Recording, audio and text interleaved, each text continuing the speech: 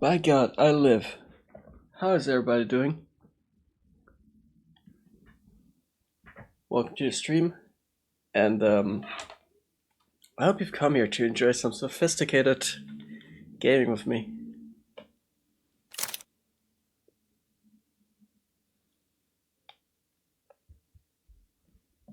Obviously with autosave functions.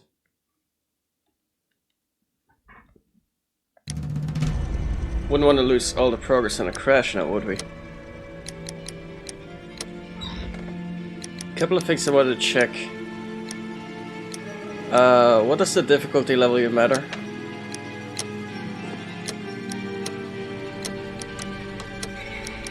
Seriously, where's the difference in normal versus hard?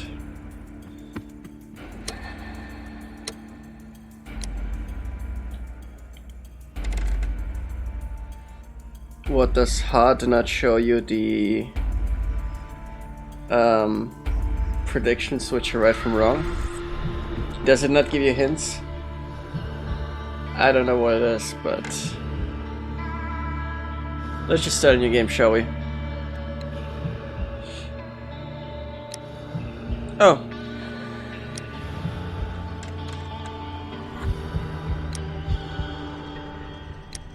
Still doesn't tell me a speck of difference.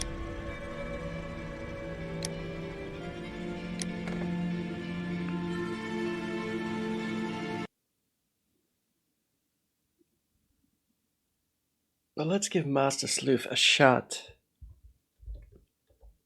Big FYI, hope my mic it's working. DC Sports Guy, did I say hi yet? How you doing, man?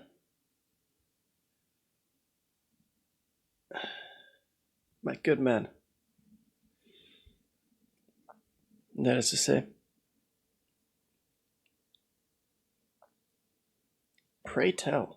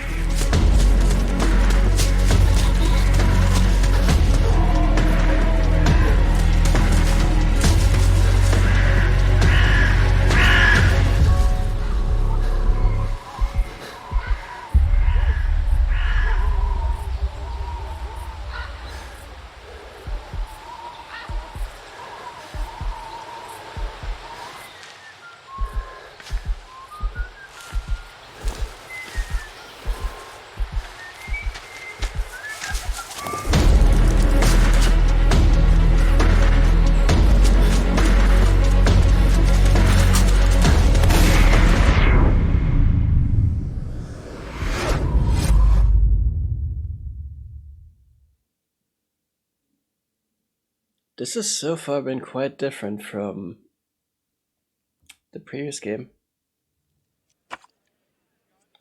What was it? Crimes and Punishments?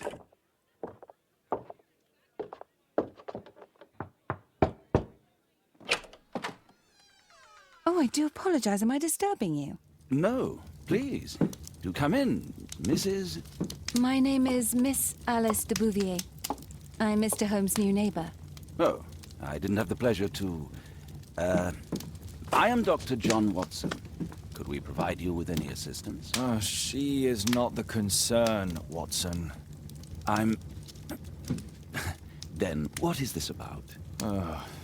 That child standing sniffling behind her. Get rid of him, Watson. But he is shivering with cold. And he is upset. What happened to him? Little Tom knocked at the wrong door. Oh, for crying out loud. Oh, boy, come in. Warm yourself by the fire. Can I offer you a cup of tea, Mr. Bouvier? Well, It is not as though we are disturbing you-know-who. Are we? I suppose not. Since you are our new neighbor, it is perhaps better that you know what he's like. You're starting to worry me. Well, Mr. Holmes is relapsing. This illness that he has seizes him when he finds himself with nothing to do. He becomes completely asocial. And alas, this is a very difficult, medically incurable case. Now, this must stay between us. Of course, I understand. How very sad. But there is a cure, if only a temporary one. A thrilling inquiry. Most certainly. If he refuses this one, then his condition will worsen. Oh, I am still here, you know. I didn't fall out of the window. Very well, then. Thank you, miss. This so far has been a very off-rail script when we compare it to the previous entries. Or at least just had experience with, which is exactly one, but that one has felt very faithful to the novel Holmes. Is this an angle at the movie Holmes, perhaps? The Robert Downey Jr. series? Because I think I only ever watched one.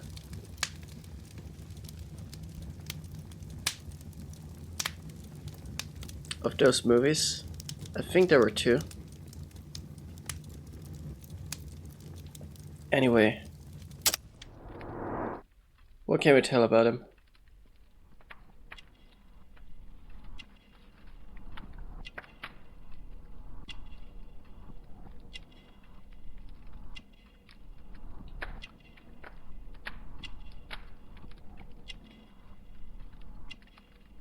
Oh, we have a limited amount of time to deduce.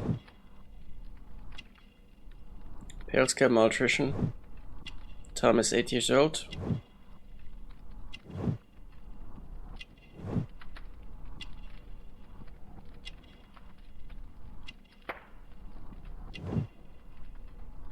Caring parents. Is that the difficulty spike?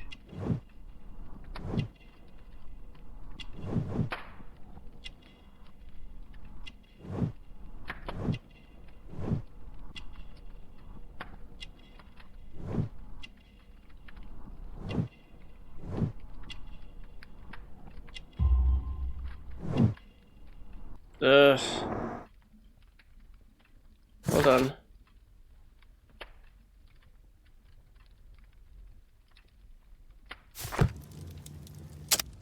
Can we try again?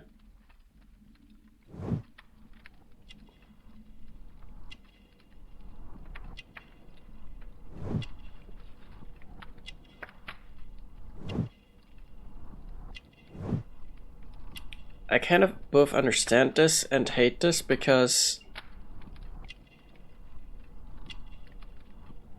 not necessarily because of time limit, but because sometimes the... Oh golly, let me start over.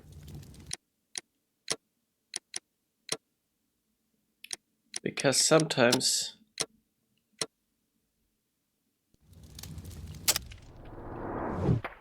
Or is the timer on any difficulty?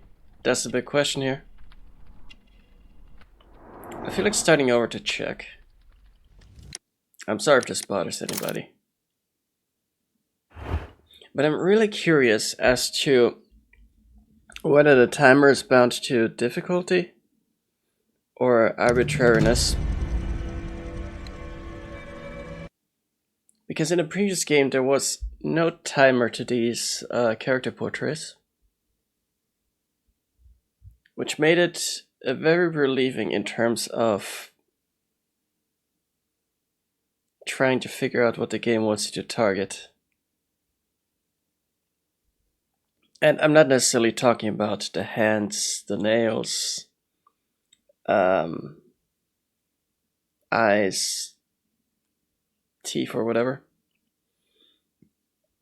I'm talking specifically about little wrinkles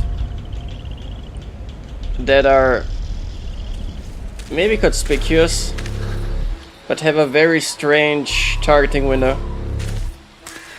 We can't skip this, can we?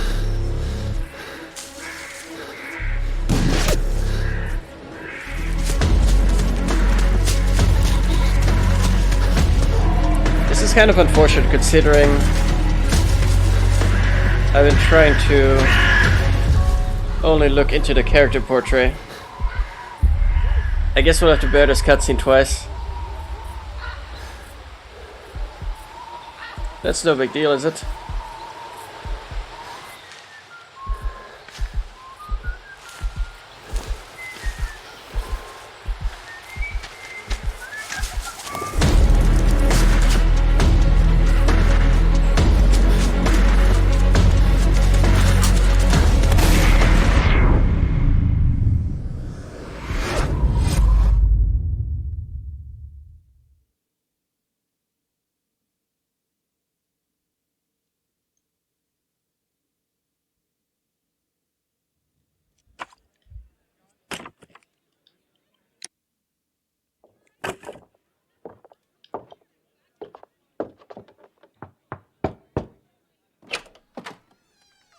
Oh, my name is Ah, there we go. Oh, she is...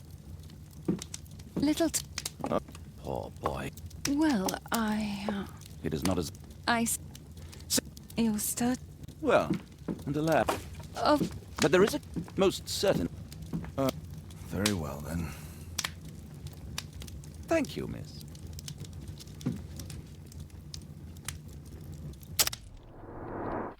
Let's see if we get a timer. It is not difficulty related, so it would seem.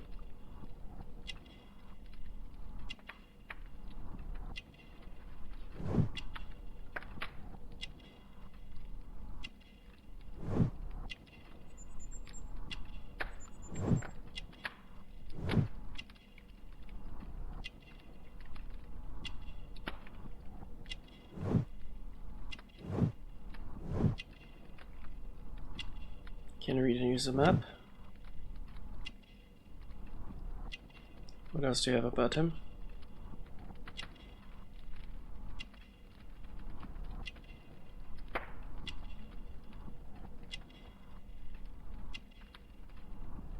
Would you say this is an injury or a malformation?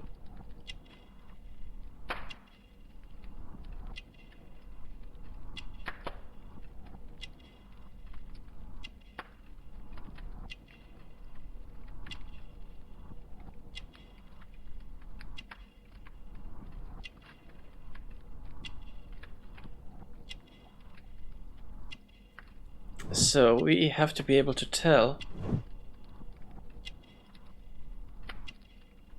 if this here is more of a case of recent weeping or conjunctivitis.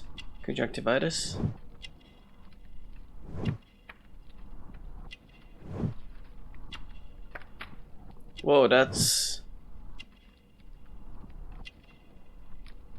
is animated in a fashion where I was wondering if the young boy was starting to have a lot of chest hair.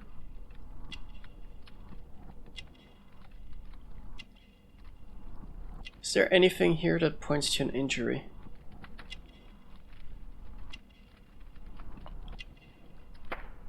It strikes me more as a malformation. What do you think? What do you think, chat?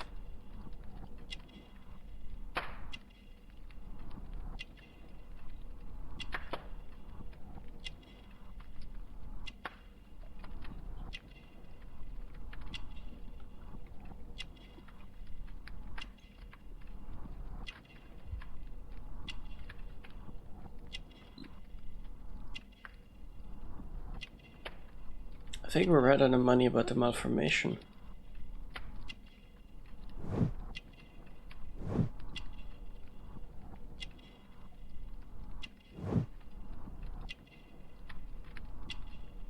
The recent weeping would make sense because he has recently been weeping.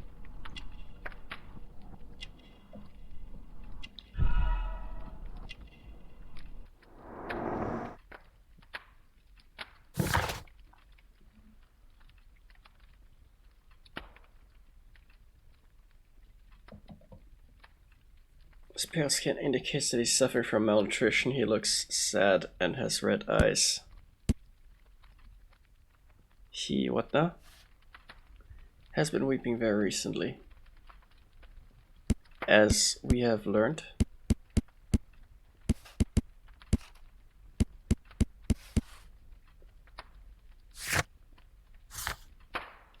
I just want to quickly look for the UI. It looks very samey to the previous game.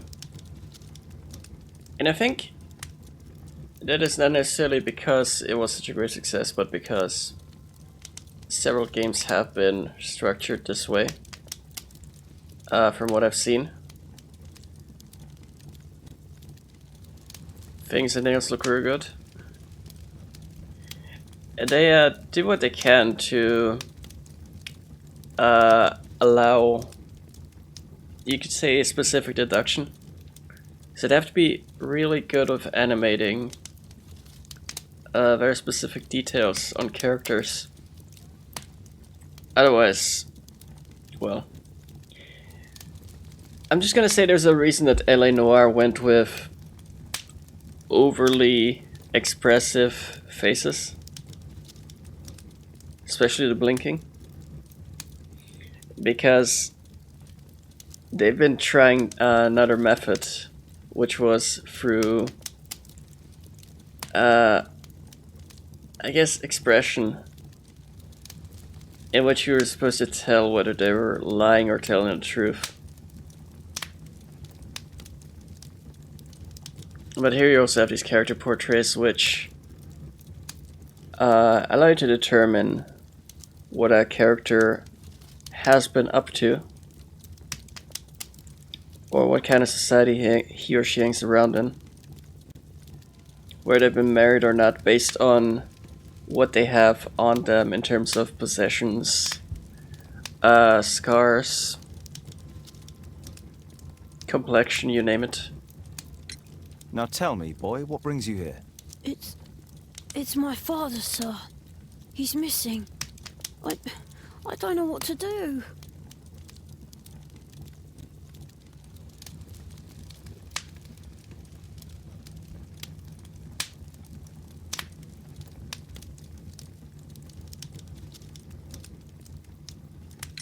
What's his name?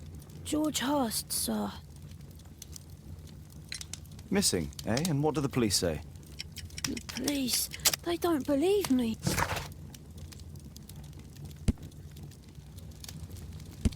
Times 8.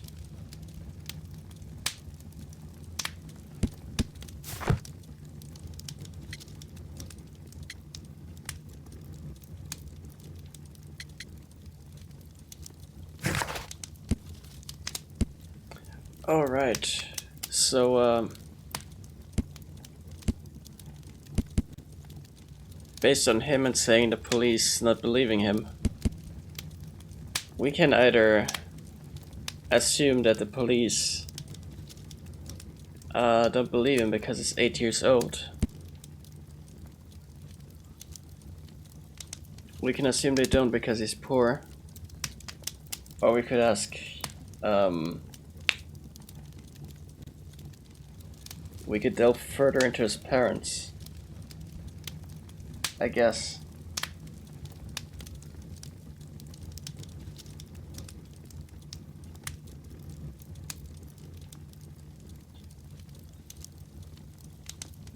This is actually a step up from the previous games, so that's pleasantly surprising.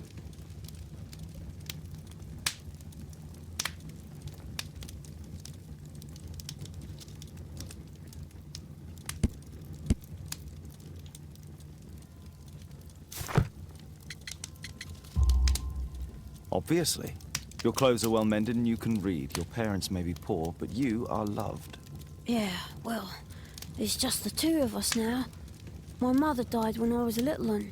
And that's just one more reason for not leaving you. Your father doesn't seem the irresponsible type. He's very good to you. Well, that's right. But he has no fixed work, so he often takes odd jobs for the day, because that's all he can find. Only this time, he didn't come home. And when was the last time you saw him? 3 weeks ago. He left for a new job, but this time, he was acting a bit strange and angry. Strange? In what way?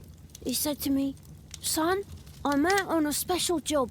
Don't you dare move from here." I think something went wrong.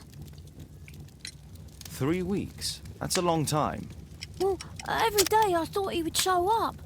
And anyway, I can look after myself. What were you thinking? You and your father are both at risk. You should have come to me much earlier.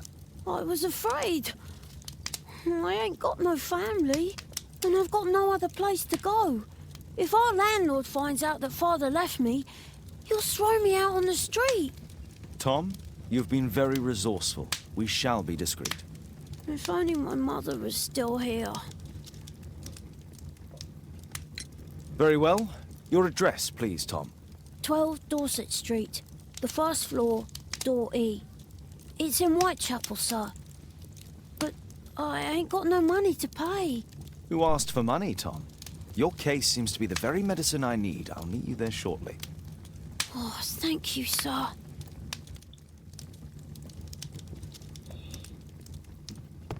But before we go,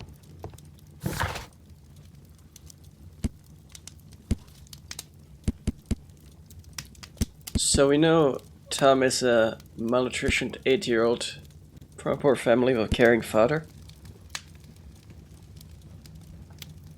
Lives at Whitechapel, 12 Dorset Street. We can go there at any time. My archive.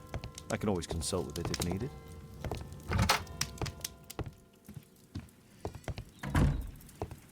Over here you can delve into your wardrobe.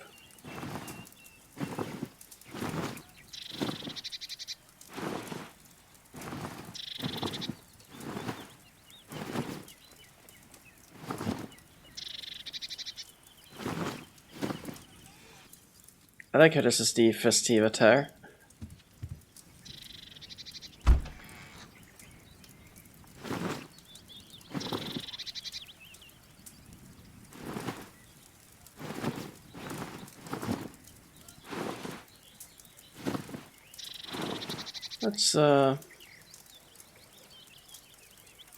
Let's just take a friggin' overcoat along with us. Because why not? This is not necessarily necessary. At least not in a previous game. I mean, wait, I believe it was at one point. Mostly for the haircut. Can you actually step outside? Wow.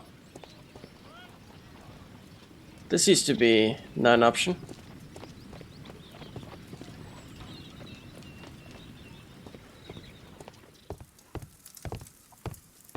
Very nice.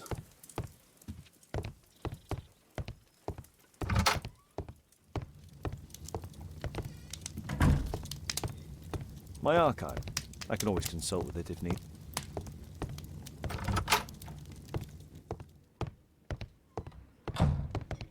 Watson documents our adventures in here. I also find this to be a more realistic representation of living space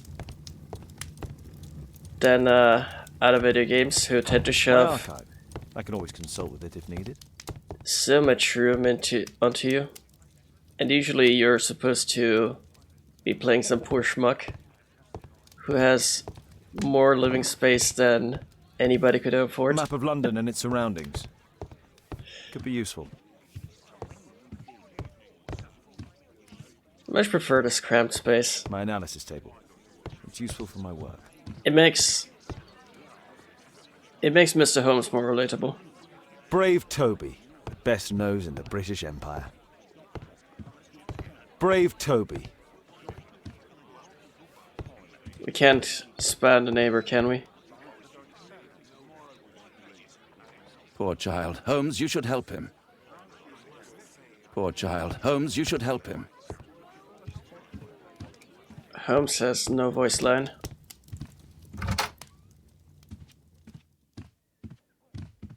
Oh god. We can actually... Are we free roam now? I mean, I doubt it, but... God, I guess we'll find out.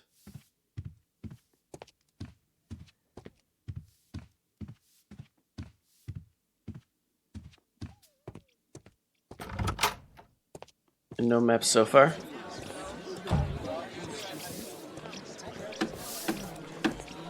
Dear me. How free roam are we, given that Whitechapel is quite a distance from here?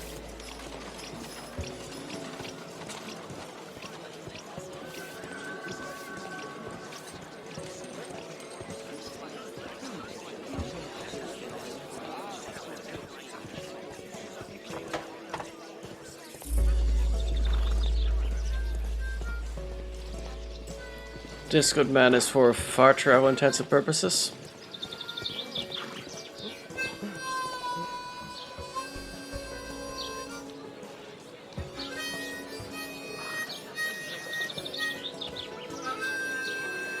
Oh, I see.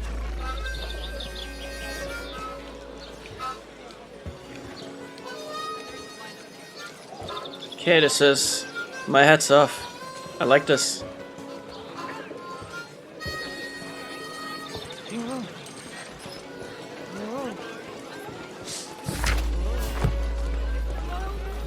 This is one way out.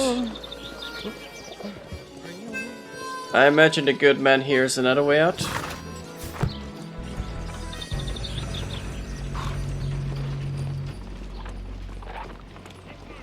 I'm just gonna take a quick jog around here to determine what's what. And then we shall set out to Whitechapel.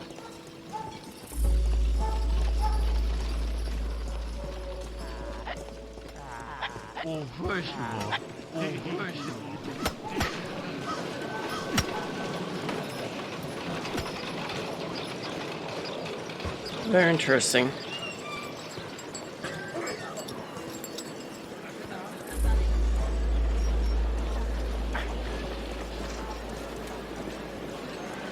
This is another minigame.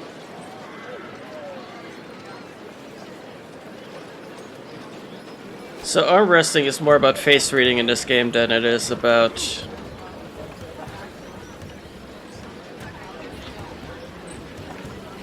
as soon as they relax.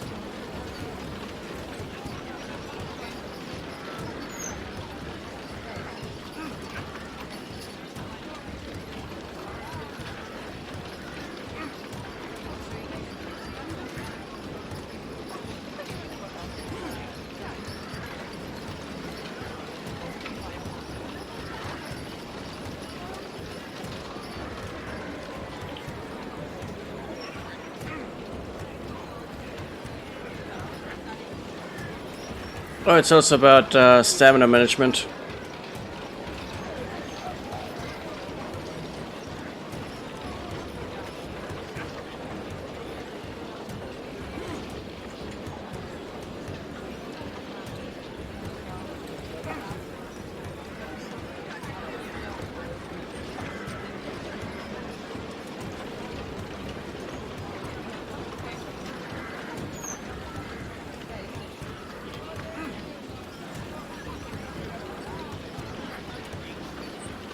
And I think the AI manages the exact same stamina you do.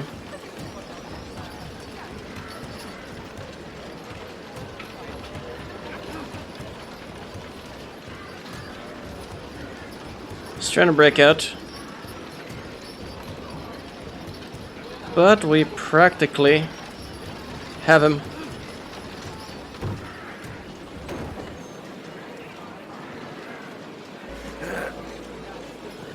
I forgot about the stamina measurement for a second.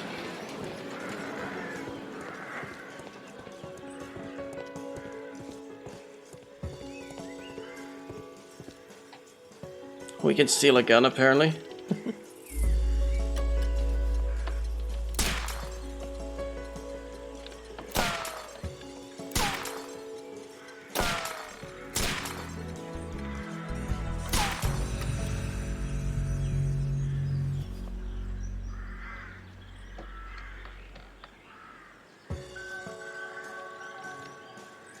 6 battles per 9.98 seconds.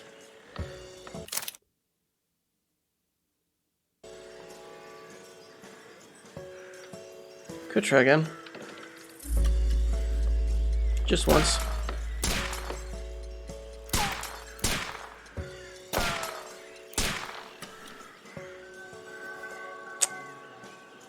This is horrible. This is what happens when we shoot in a 6-second time frame.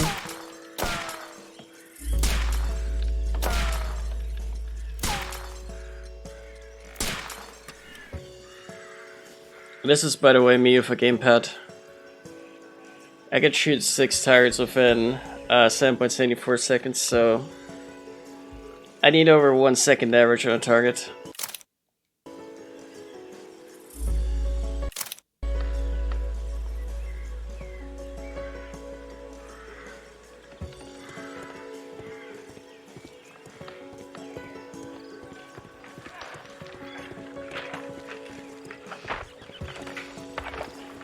How much free roam is there in this game actually? We just found first person mode too.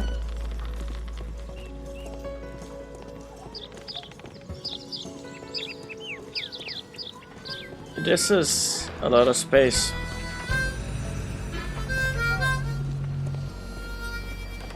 I know how to play one of those.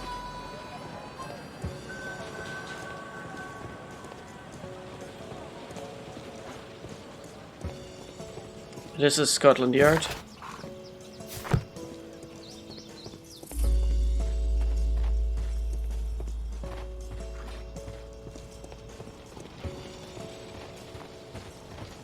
Can we swing by Scotland Yard when we want now? No, seems not. But usually Scotland Yard is one of the places we visit. Normally because we have to get information out of the police.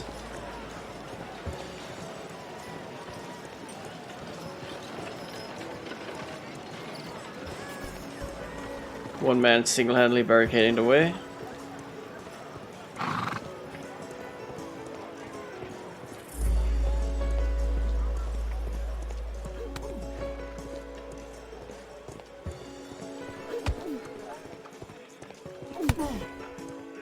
Fisticuffs. Discombobulate.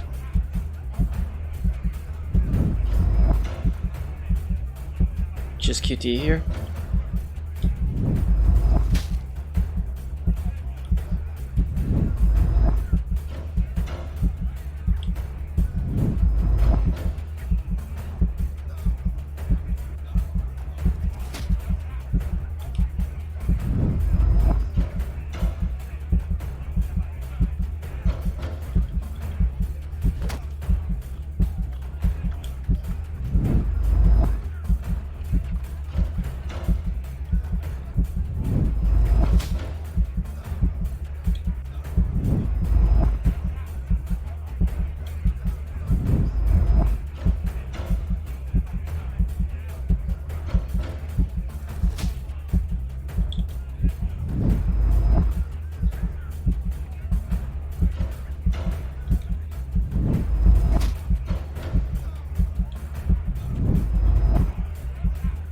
Yeah, the harmonica couldn't really play it though.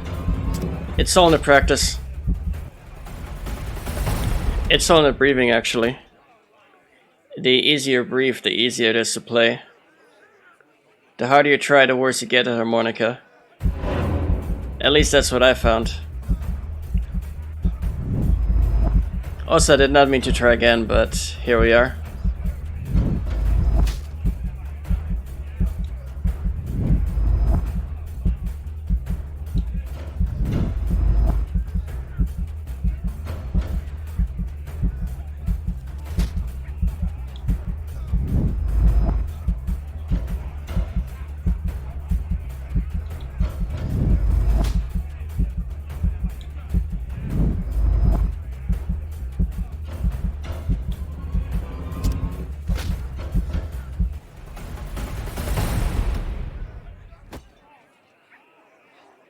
Four hits, then receive 28 seconds.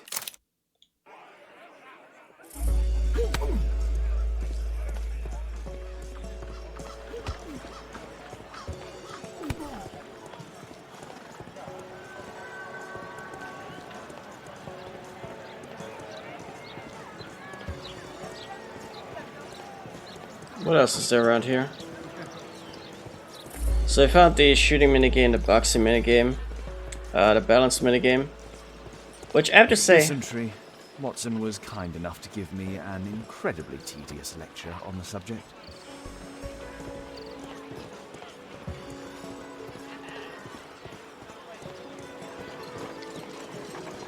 but so far the only thing that struck me as new has been balance. Oh, this is also new. Homeless had disappeared from London streets.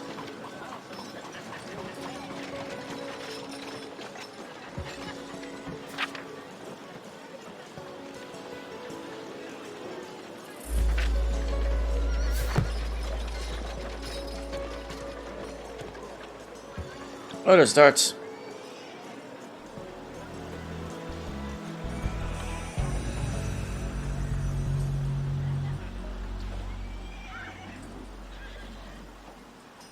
Of course, you have to fine-tune your aim here.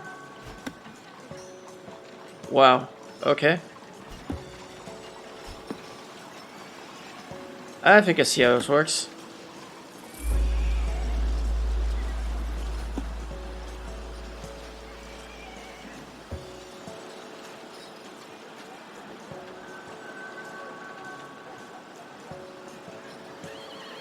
Right, so if we look at this rectangle,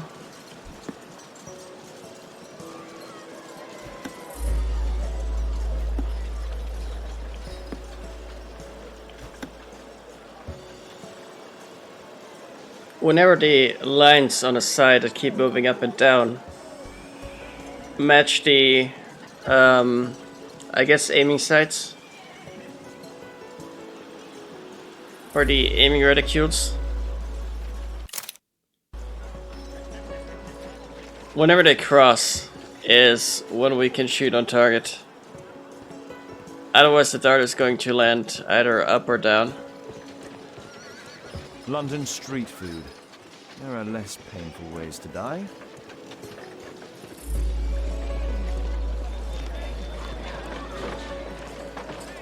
They call it liquid pleasure. I'm drinking that.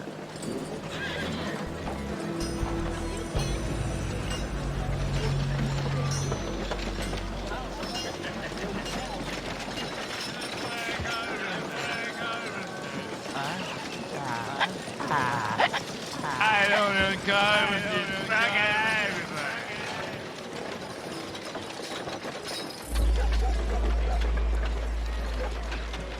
I want to say with that would come full circle, but I'll be completely honest, I have no idea where we are. Wait.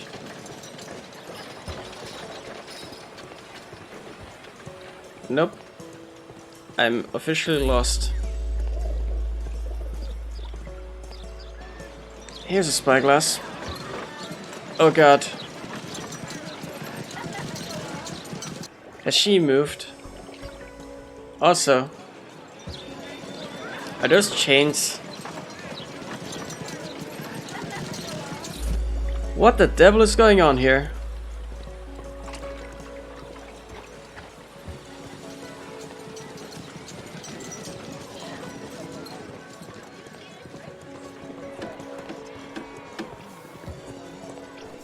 I believe she used to be the neighbor then. Considering she seems to have moved.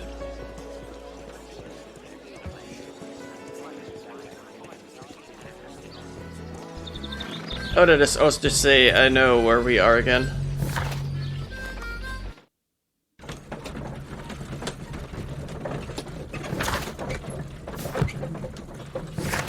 We can browse the casebook while loading. That is also amazing.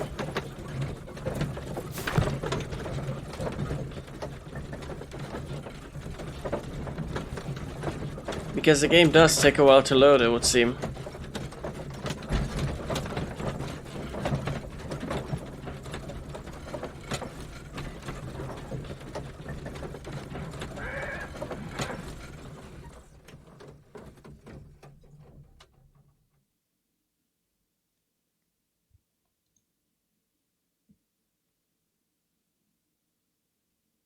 These streets are too narrow for the cab. I'll have to walk.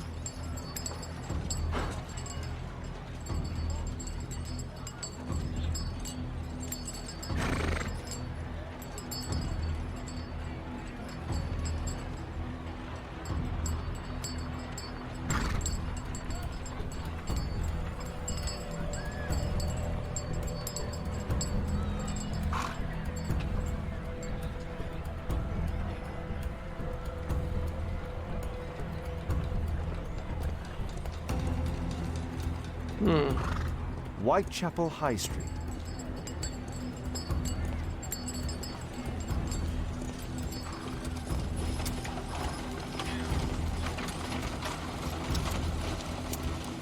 North Street.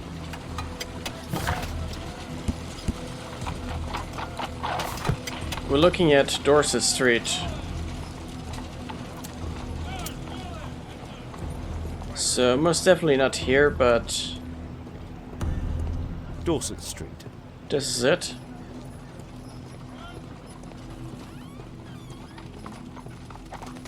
I dare say for a second I thought we could enter every door.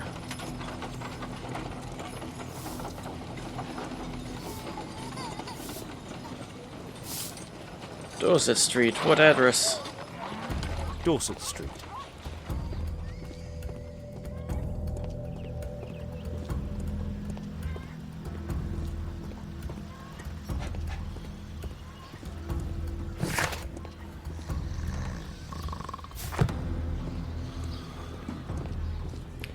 So is that around the corner?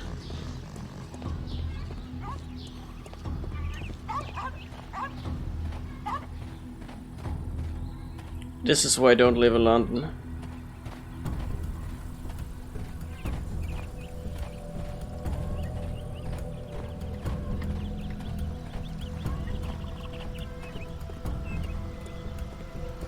Dorset Street.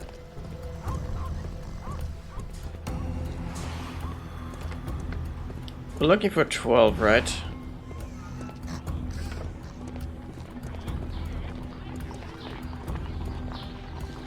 So this is 9. 10, right? It doesn't make this door 11. I hate how there's never a single number.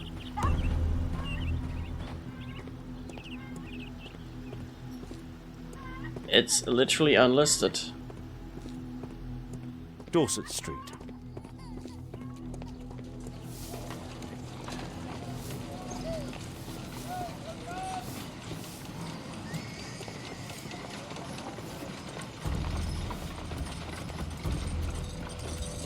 This is the one.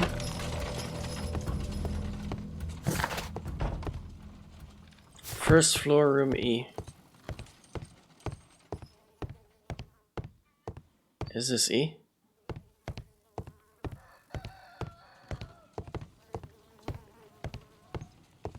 ABC, golly.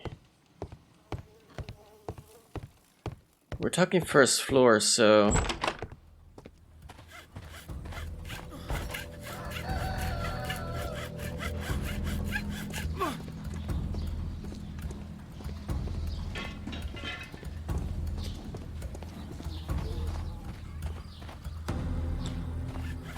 Why do I have the feeling that first floor means second floor?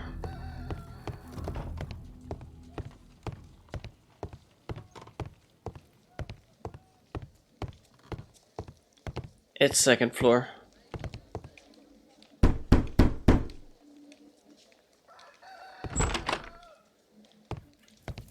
"'Tis our home, Mr. Holmes."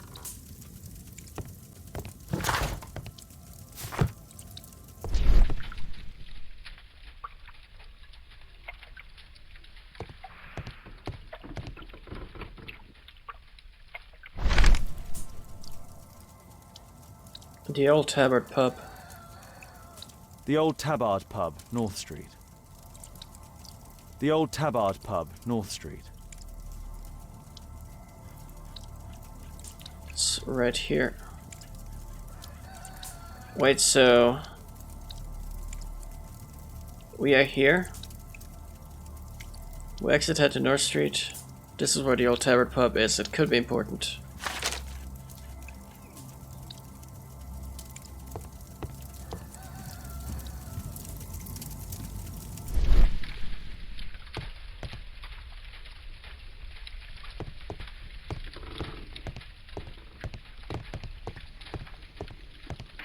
Do you have anything else out here? No. Well, I can see the preparations for peasant soup. A clever concoction for somebody with apparently no culinary skills.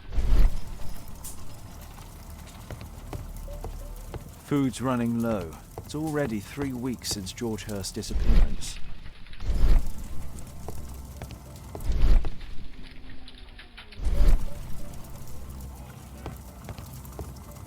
Did he break a dish?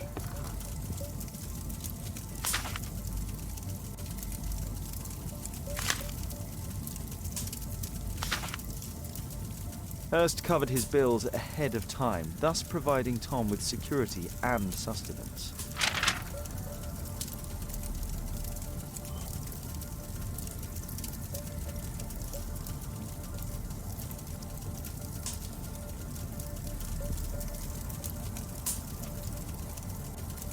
My mother, sir. She died when I was very young. My father told me what she was like, but that's all I have. I'm sorry, Tom. My mother left me when I was very young too.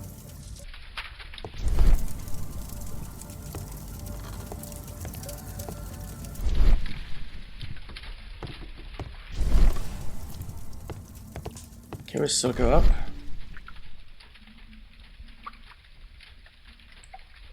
We already know about this note.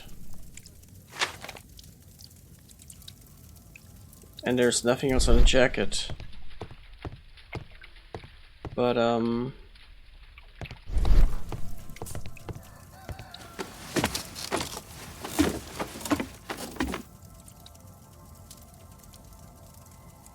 It's too dark. I can't see anything.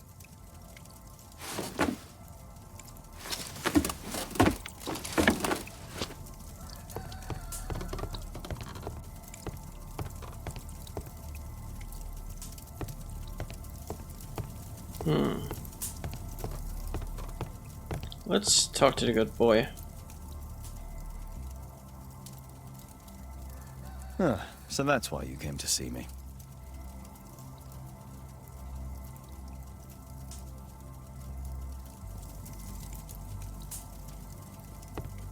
I hope you'll find my father soon.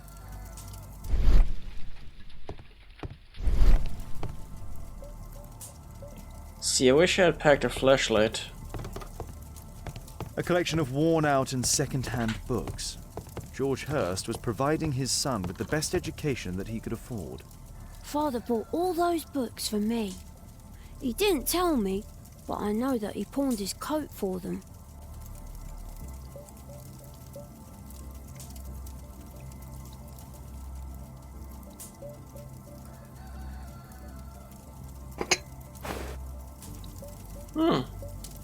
Today we will solve the light issue.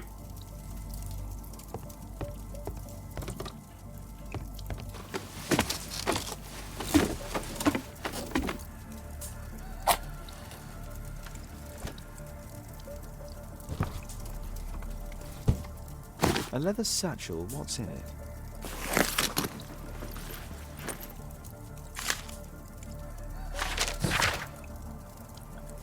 Hello there, George. I know that it's difficult for you to find a job and you need to feed and clothe your son. So attach this letter a pub leaflet. I've heard that there is a fellow there who is offering a special job. Maybe it will help you. I hope so. Good luck.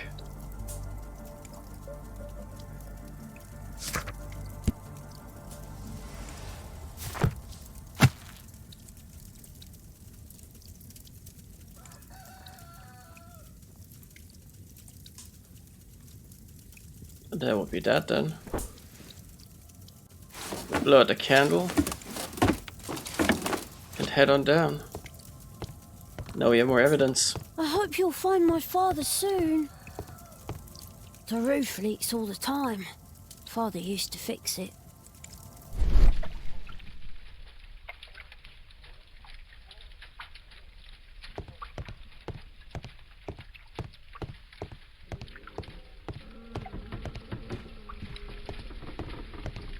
There doesn't seem to be any further evidence that we can find.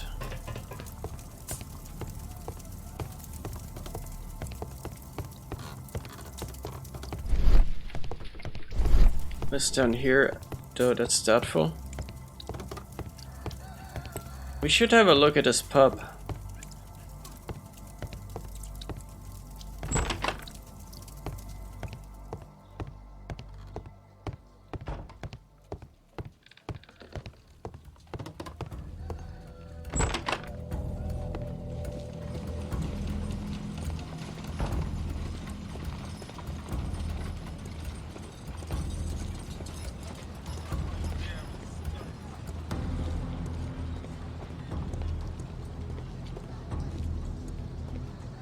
The old Tabard pub. I don't feel thirsty right now. I don't feel thirsty right now. Bruh.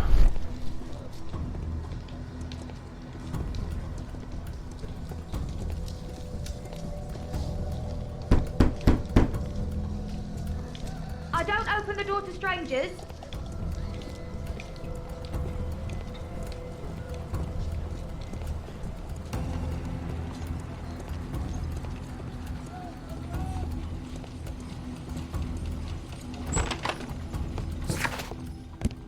We don't really have many leads beside the Tabard Tavern right now. Or I mean pub.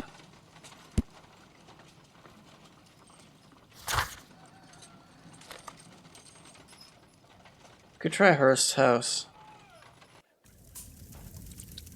Oh wait, we already been there.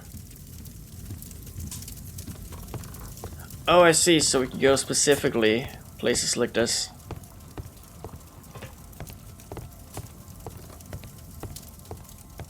I was literally, hold on a second, mid-click. I hope you'll find my father soon.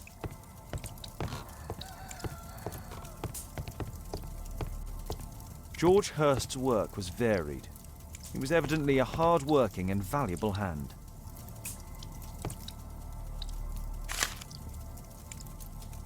The old Tabard pub, North Street. Glue. Probably taken from a wall.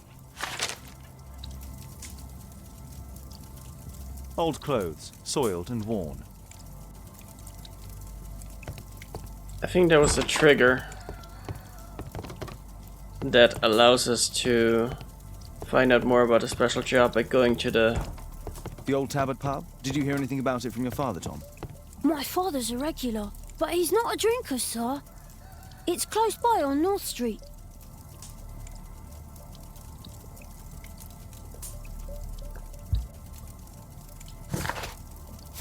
So that's where we're going.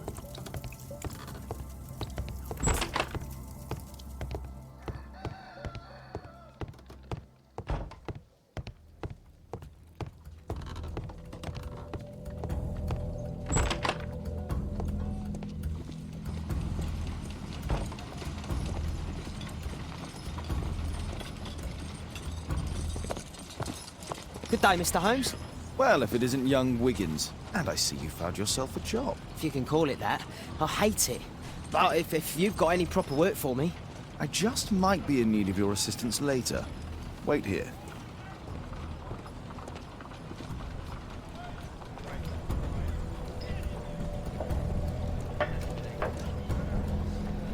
At your service, Mr. Holmes.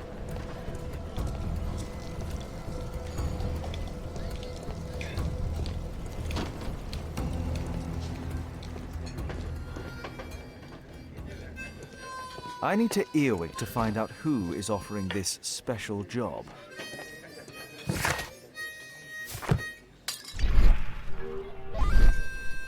There's no one to eavesdrop on from here.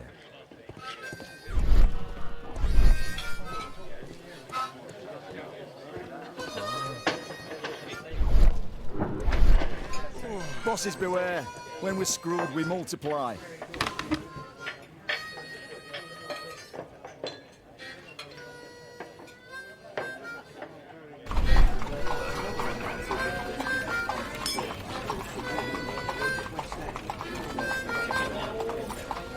No. That fellow who's offering the special jobs. He never drinks alcohol.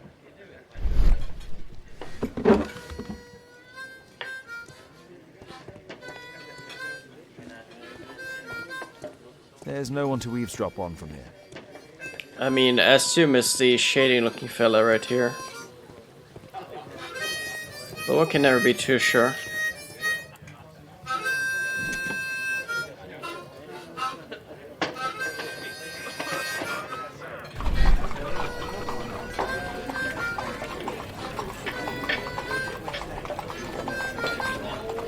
The man who's offering that special job has a proper set of mutton chop whiskers. I feel like they certainly might have streamlined the game.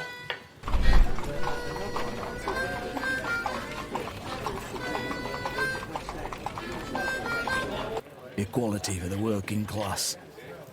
I'm glad I'm my own boss. I can complain only to myself. Or to Watson. So, the man I'm looking for has whiskers and never drinks alcohol. Yeah, so the clue given here is at least a good representation of what eavesdropping should be like.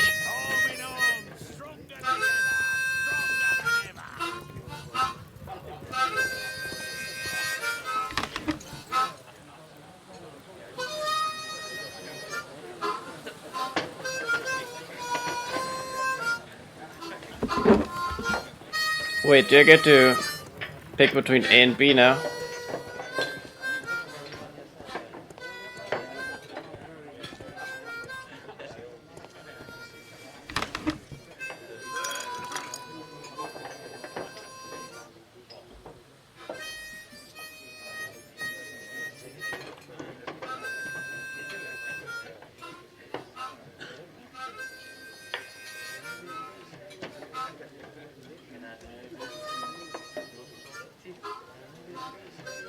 I think that might be a guy.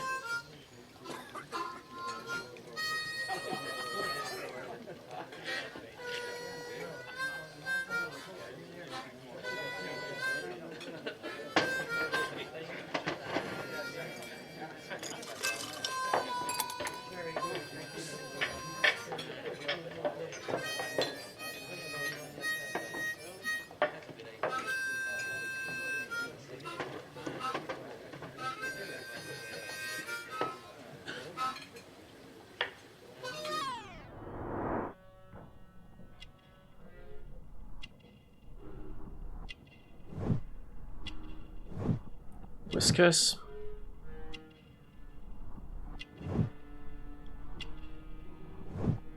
Water. This must be the man that I'm looking for.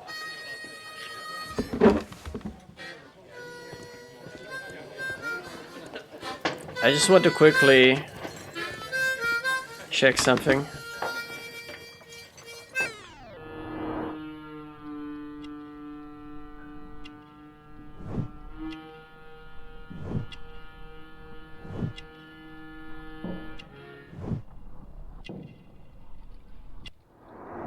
It's not him.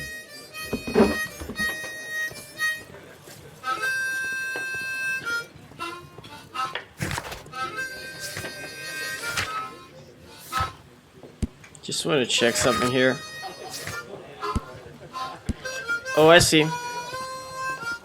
Alright. No gods, no masters.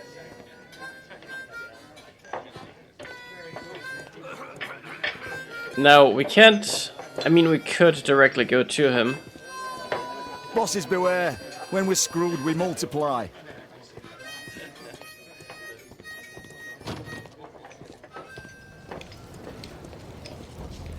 But we can get the boy here to talk to him. At your service, Mr. Holmes? Or not.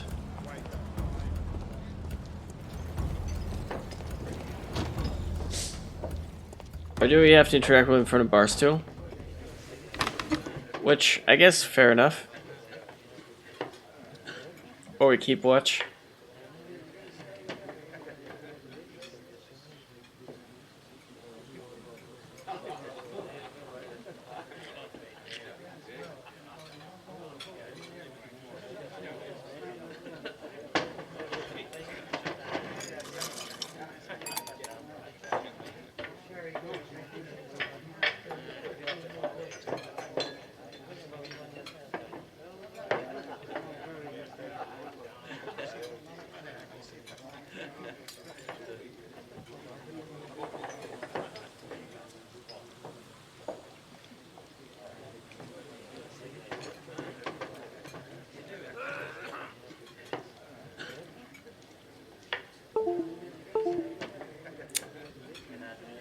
controller just decided it didn't want to play along. There, what just happened?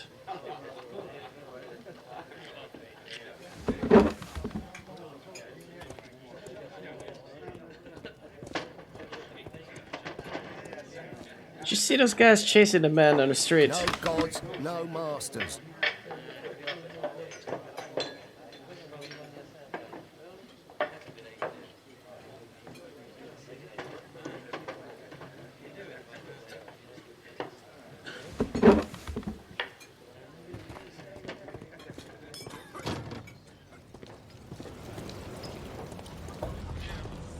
At your service, Mr. Holmes.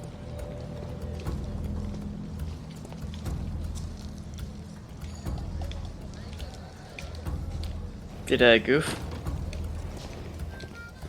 I don't know.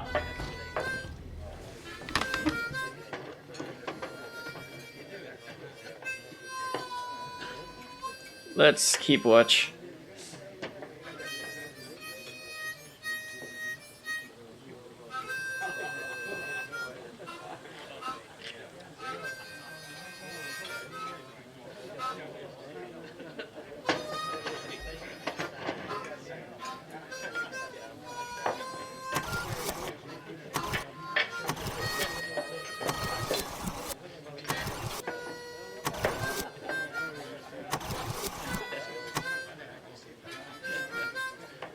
Thirty minutes later.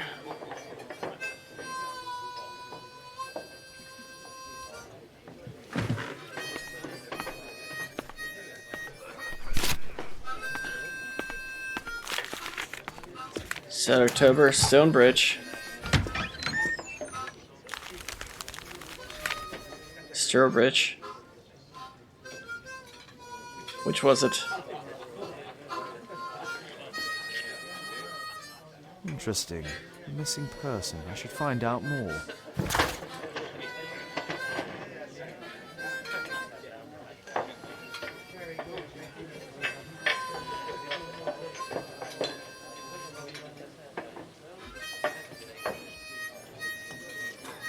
Said October, Mr. John Sturbridge went missing from Dorset Street under mysterious circumstances.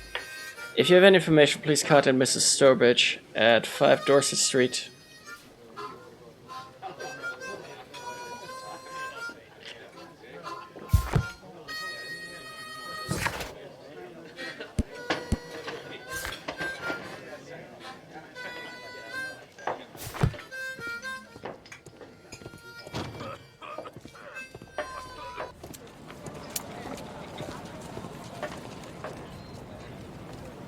You see that gentleman?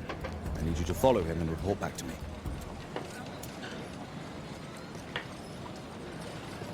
All right, Mr. Holmes.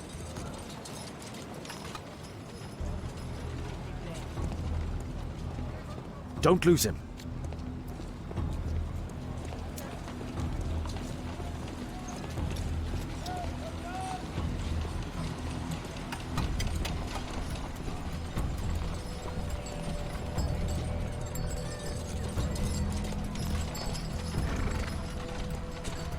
Is that our man?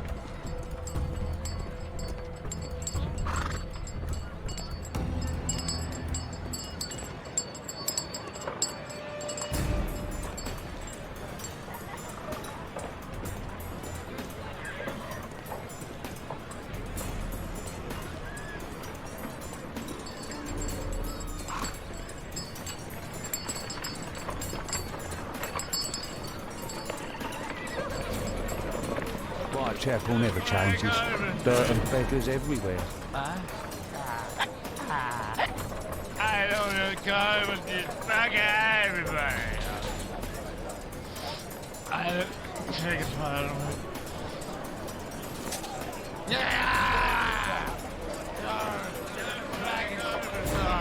Yeah, whatever. I don't know,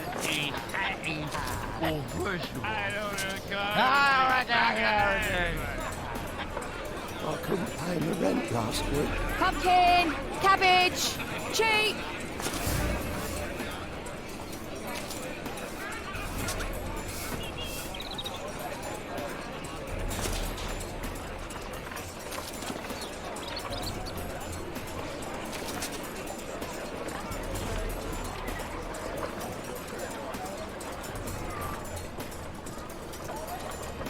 They won't let me pass. I'll need to find another way.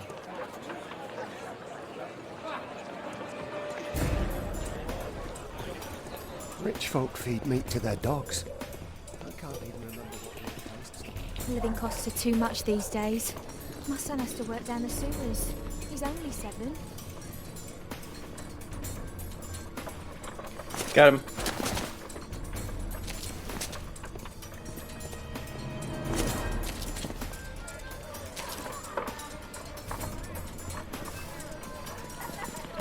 Stay in cover. Take a quick peek.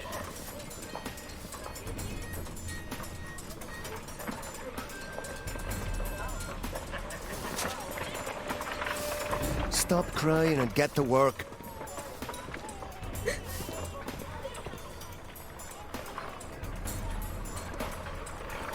Ah, boys from the Bruisers gang. Better keep out of their way. Stupid kid.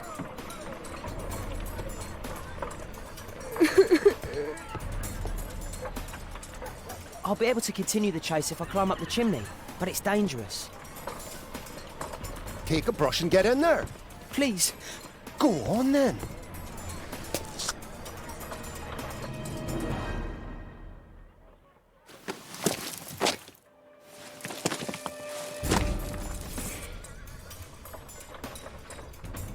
Oh god.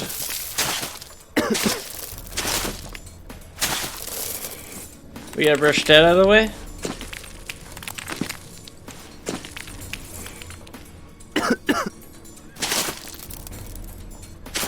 I missed the dialogue option, but I assume this brush is borrowed.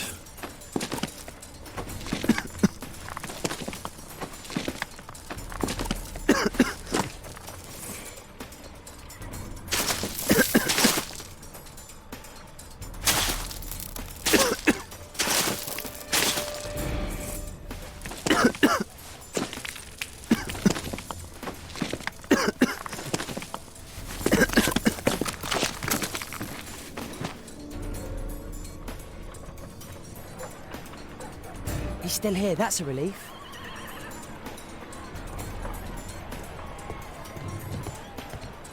And I assume he won't look up. Won't be surprised if there's a balance minigame.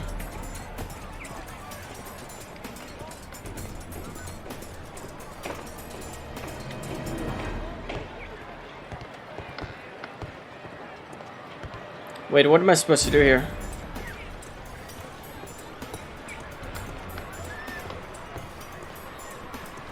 Am I supposed to... What? Oh!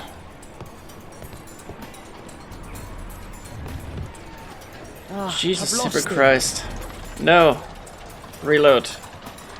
I did not notice that I could do something with that plank until it was too late. He's still here, that's a relief.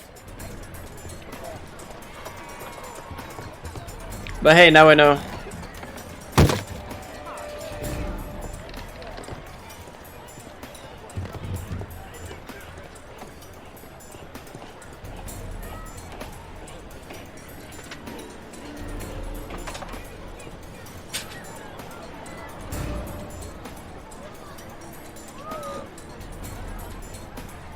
He's directly underneath us.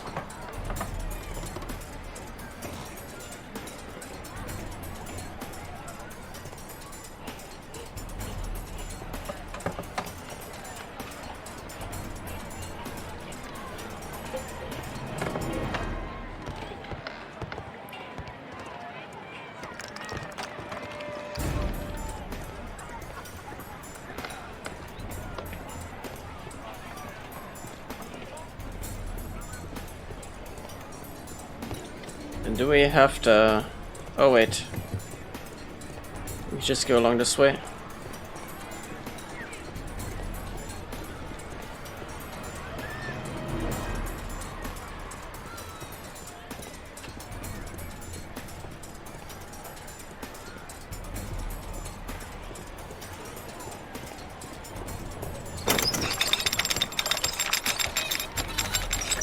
Where did he come from? What shall we do with a drunken sailor? What shall we do with a drunken sailor? What shall we do with a drunken sailor? Lie in the moon.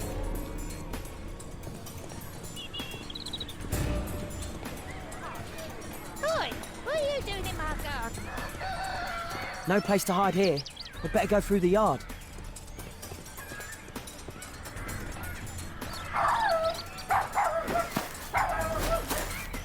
Oh no.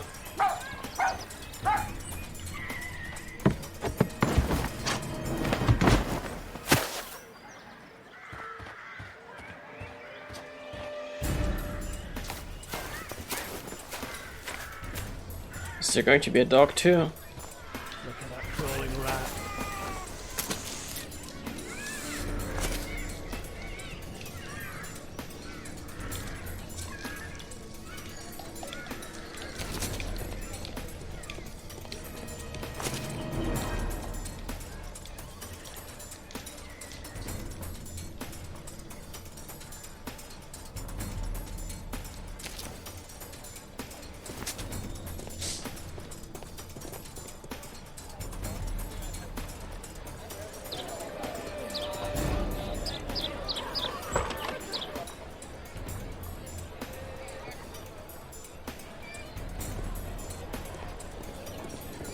I know that boy. He's Shoe Shine Jim from Chamber Street. He's mute because his drunk stepfather beat him. Hey Jim, can you lend me your kit? I'm on a secret mission for Mr. Holmes.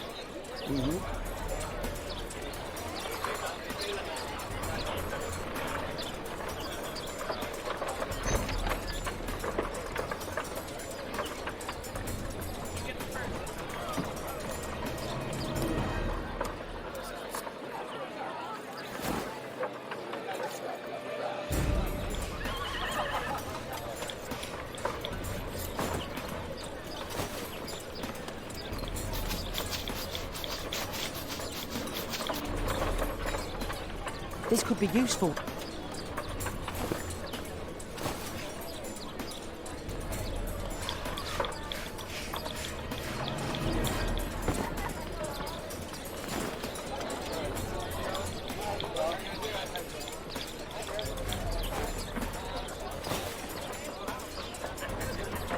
I honestly don't know what I'm doing.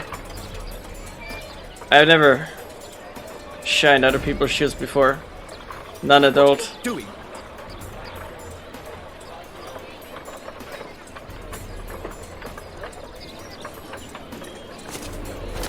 No, I never shined shoes before. So really. I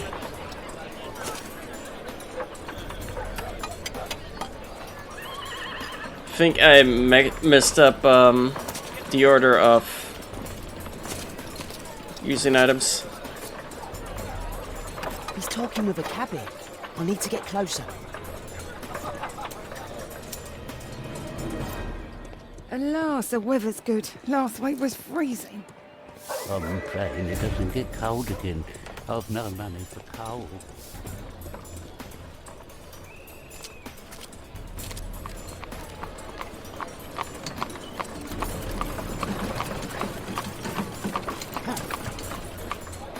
I can't lose him now.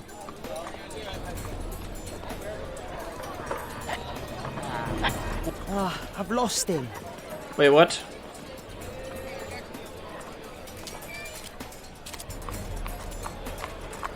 I'm supposed to eavesdrop while running after them? Or what now? I can't lose him now. Oh. Yeah, I thought so. But he wasn't going fast enough for us to not be able to catch up. Was he?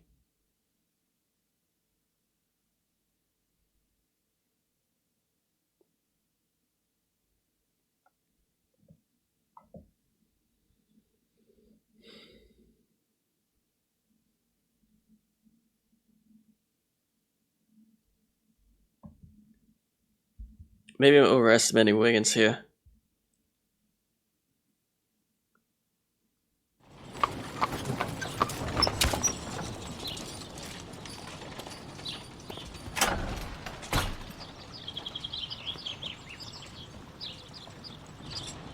interesting. What's going on in the yard? Locked. How do we get in?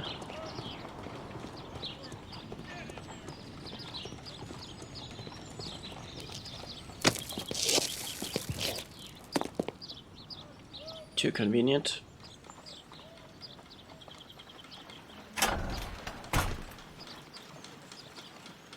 Oh, could do. Do only two people live here? I wish one was me. Bags of food. I like this house.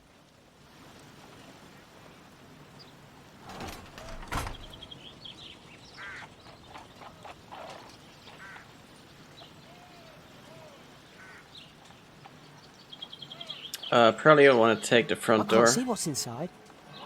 I can't see what's inside.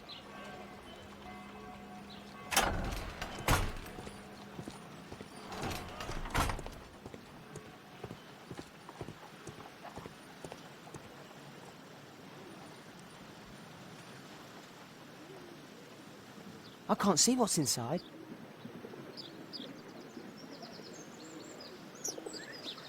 Sure, take the back door then. Ah, a coat of arms. It might help Mr. Holmes. I'll make a drawing of it.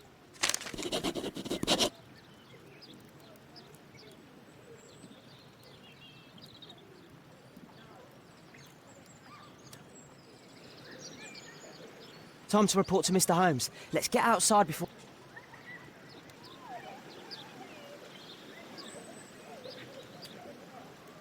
Yeah, let's not get caught.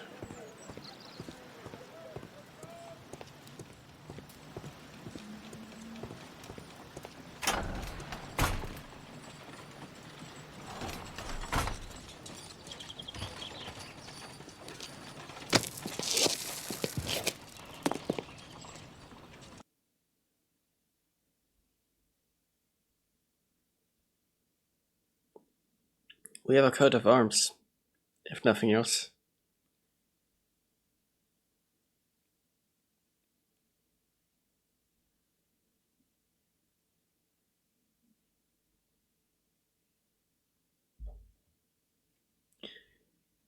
It's a good way to make out something at least. Or someone. Wigan's tale was quite unusual. What do you make of what he found, Holmes?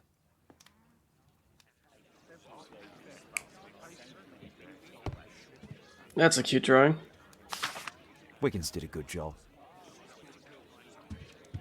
Holmes, we need to help poor Tom. Brave Toby, the best nose in the British Empire. My analysis table. It's useful for my work.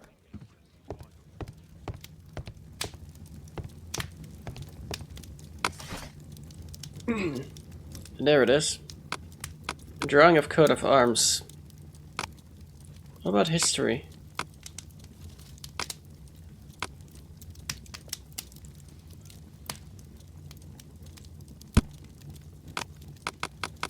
That's not the one I need. That's not the one I need. That's not the one I need. That's not the... That's not the one I need.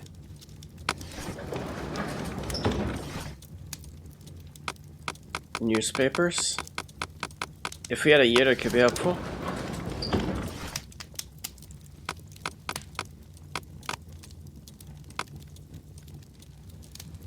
That's not the one I need.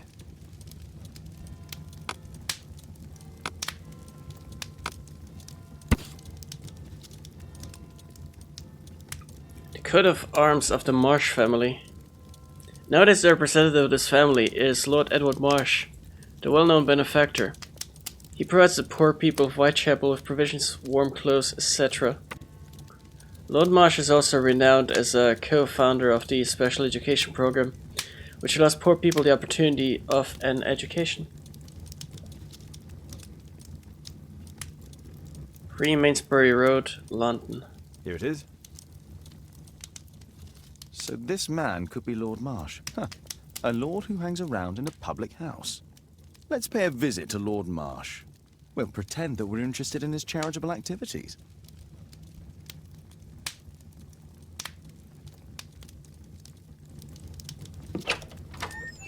Mr. Holmes, you have a visitor. Oh, just ask him to wait.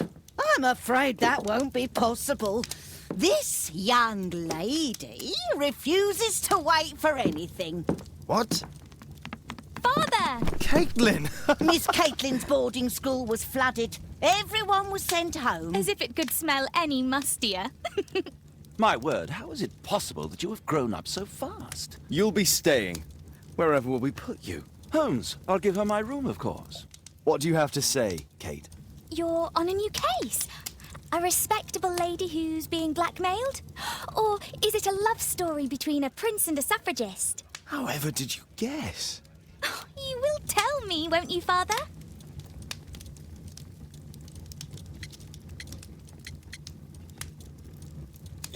What are these dialogue options? Also, wait, when did he have a daughter?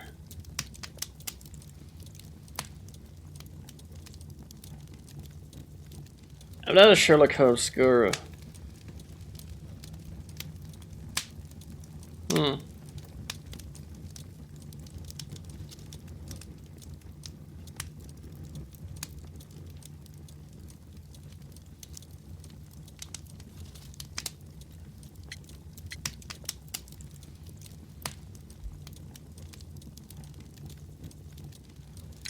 But you'll make Watson jealous.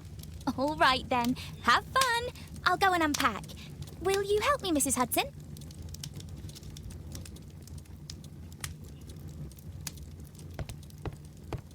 Go, Mr. Holmes. I'll take care of everything. It's wonderful to have Kate home. Wonderful, wonderful indeed.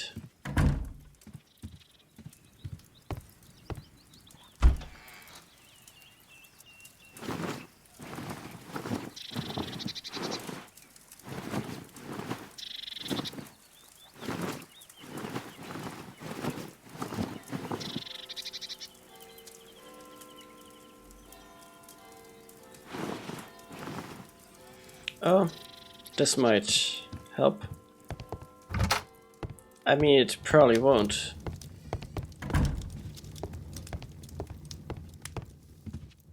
But I like to pretend.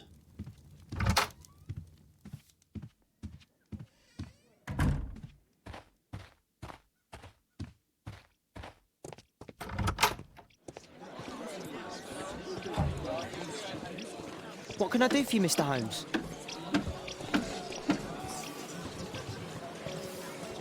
No news.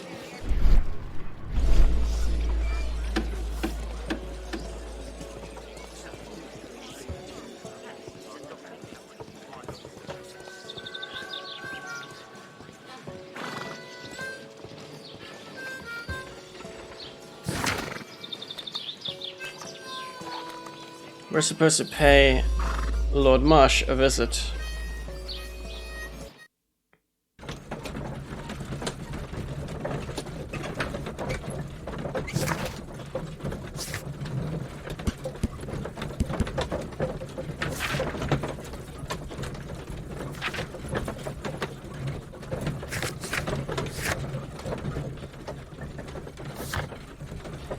See if we can find out more about his role in this case.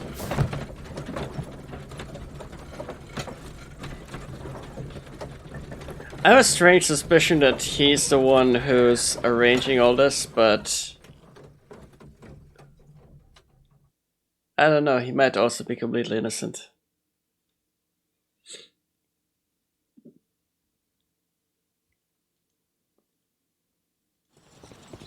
Holmes, about Caitlin. Yes? She has grown up, hasn't she? Don't you think it's time to tell her? To tell her what, Watson? Well, about her father. Never. Absolutely never. Do you hear me? Holmes, you were responsible for the death of her father. You owe her the truth. She is old enough now. I would lose her. Can't you see that? She must never know, Watson. Is that clear? Holmes. It won't and can't happen.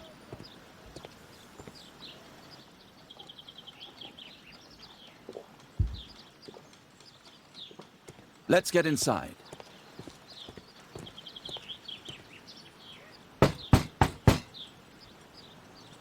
Come in, please.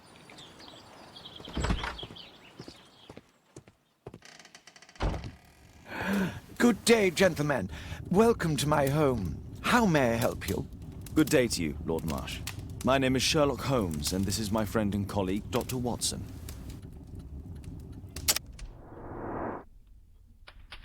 See what's notable about him.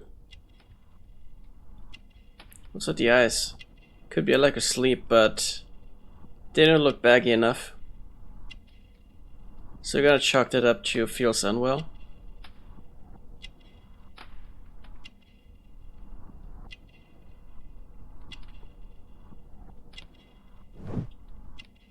Member of the hunting club.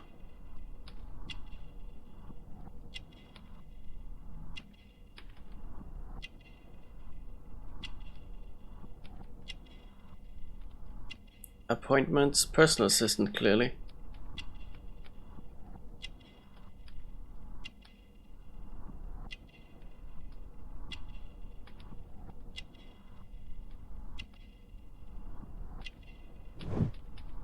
Strong painkiller.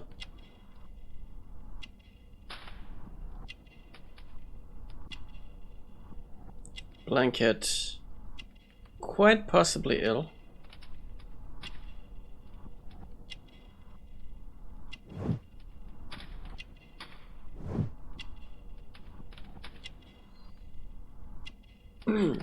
We can't really suspect everybody, you know.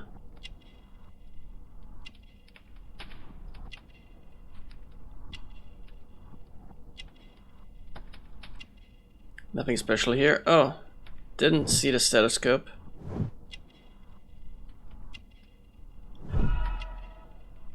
So he's a physician and a PA. Or he has a PA.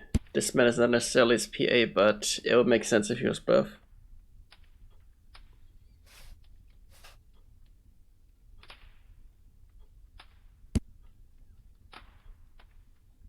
But Marsh is a wealthy man who holds a high position in society, indicated by his expensive clothes and valuable gold ring. He's dedicated his life to helping the poor. He is ill, therefore is covered with a blanket. Despite the fact that it's quite warm inside the room.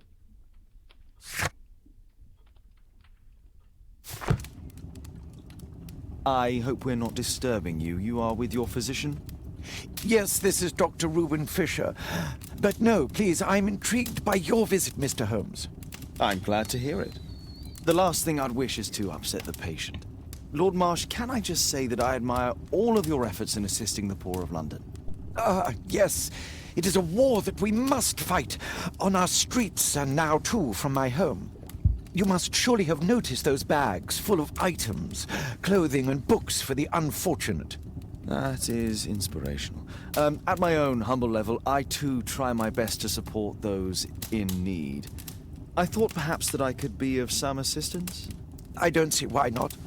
I already have the valuable assistance of Dr. Fisher, who happens to be my personal physician.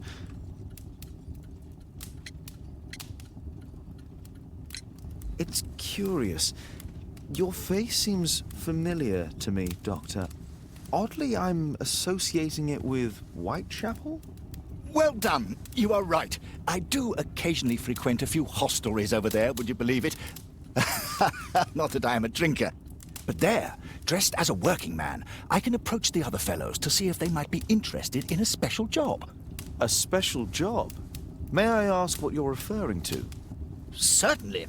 Since Lord Marsh began his special education program in 1889, he foresaw that such people would need an occupation of some kind. And so, with or without education, we propose these opportunities to work with Lord Marsh. It offers the less fortunate a chance to help make London a better place. That's remarkable. Yes, indeed. In order to truly see, one requires vision, yes? But also insight, and Lord Marsh has believed this since he was a child. Oh, Dr. Fisher makes it all sound so romantic. Let's close this topic. Why? Forgive me, Lord Marsh. You're looking very pale. Might I offer Dr. Watson's assistance? That is kind of you, but I feel confident that I can provide Lord Marsh with the care that he requires. How long have you been like this, my lord? I'm fine, Dr. Watson. Don't fuss. It's only influenza. I'll be better in a In that case, why are you taking such powerful painkillers? Excuse me, what do you mean?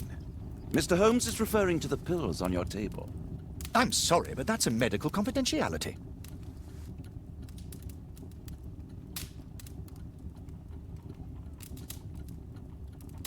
I'm intrigued by the special education program.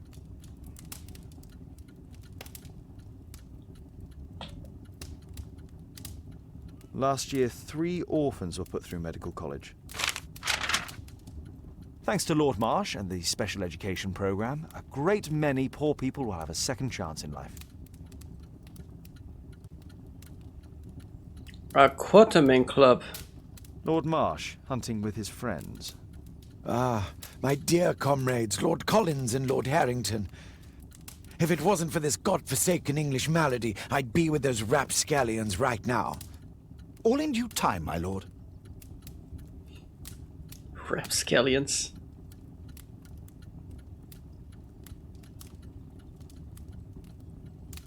Is there any more on the table? What are we overlooking? Tell me. Some papers. Document of a seal.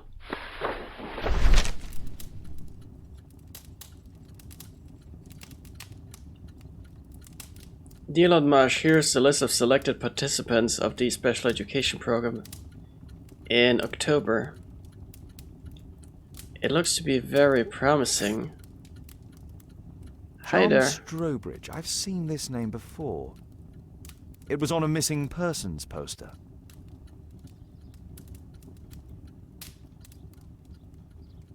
I can't quite work it out. Do you have any idea as to the number of people who might owe you their lives? Oh, don't embarrass me, Mr. Holmes. But indeed, these people have become like a family to me. That would be a fairly large family, I imagine. Yes, the list would be longer than any of your short stories. As for how large, well, Fisher is the one who keeps record. Might we take a glance at the list? I regret that is impossible. It is confidential. I stand firm upon that point, Mr. Holmes. I quite understand. We'll most certainly send a donation towards your educational program. I shall take my leave then. I thank you both and I wish you all the very best, gentlemen. Likewise, Mr. Holmes.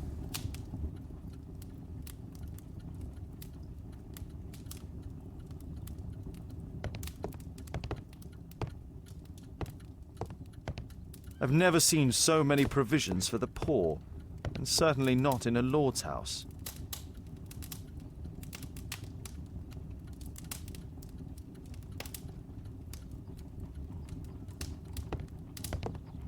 Lord Marsh believes that he can help all these poor people. I'm gratified by your interest in my charity. You're the first who has offered to help. A provision dealing with the paupers of Whitechapel. Lord Marsh even helps hospitals.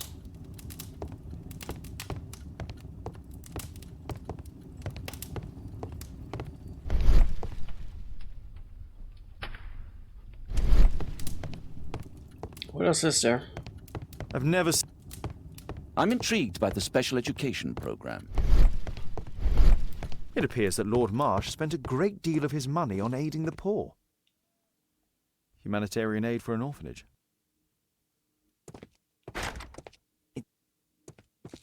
Shut that. Aid for the paupers of Lambeth Workhouse. Bags full of food.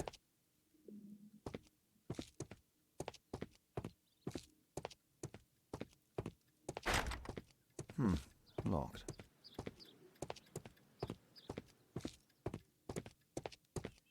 There's no room here to go up. Aid for the paupers of Lambeth Workhouse.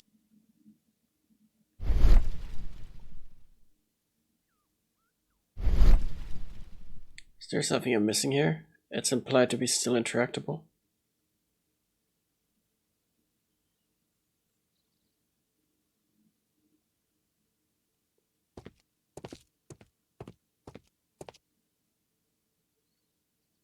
Real curious.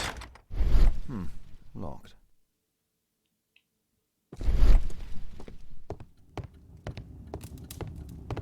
despite my title, yes. Lord Marsh believes that he can help all these poor people. I'm intrigued by the special education program. I have a feeling we'll be returning to this house later on.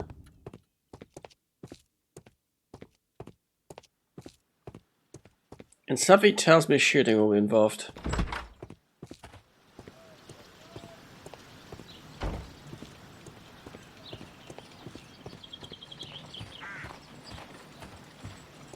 Now we could have a look around the house.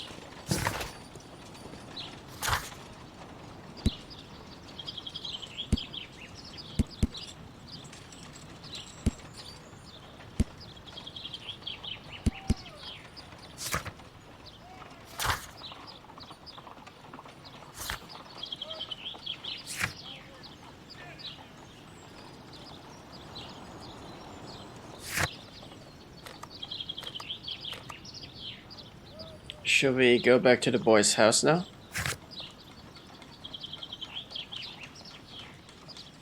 It only seems to make sense to backtrack.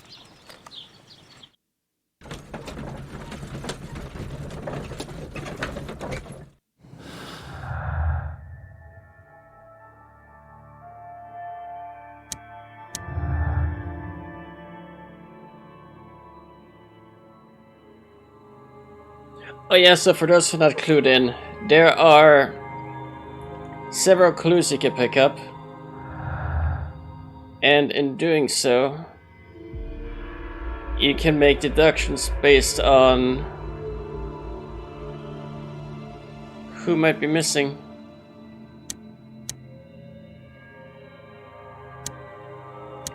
And if a deduction doesn't make sense, if there's no connection that feels relevant, they'll be crossed out like this.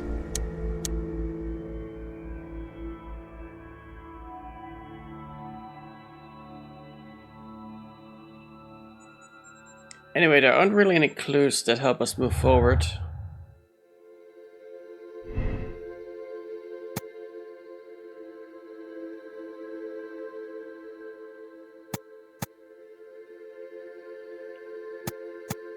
It's quite possible that the job is not connected at all. But based on what we find in the future, this will determine our deduction at the end of the day.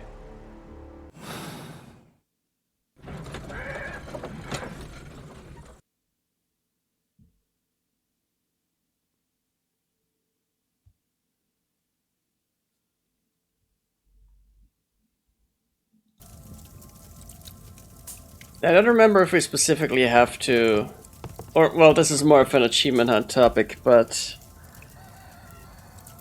in the last game there's been an achievement in terms of finding all possible deductions, and well, let's have a look here if this is a similar case here. And there's cases.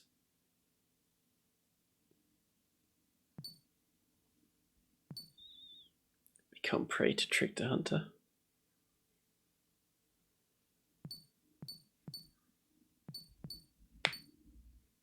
But yeah, there's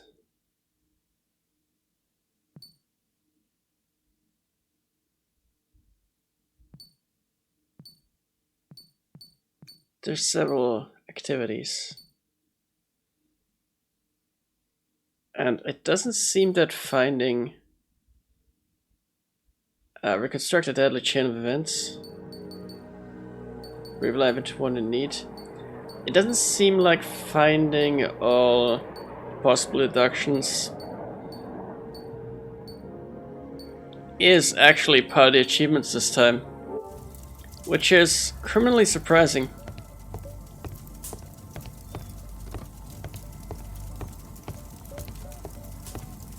And I dare say welcome, because I don't feel like investigative games such as these have a replay value if you've cracked the cases properly.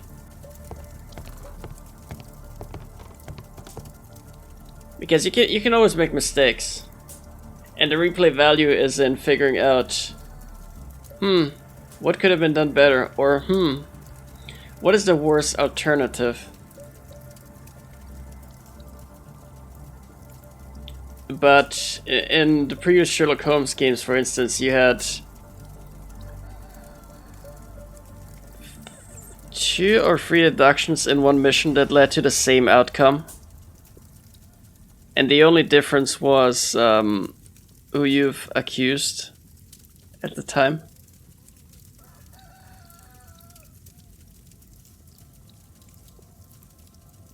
It was kind of jarring to not know if I had to actually let those choices play out, or if I just had to have completed deductions required, or necessary rather. Mr. Holmes, do you have any news about my father? Tom, not so fast. I wanted to ask you if you remember your father mentioning anything about a special education program. An education program?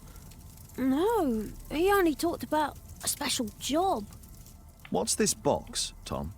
Oh yeah, I just found it, Mr. Holmes. It was ever so well hidden. I've no idea why. Well done, my boy. It could prove very helpful.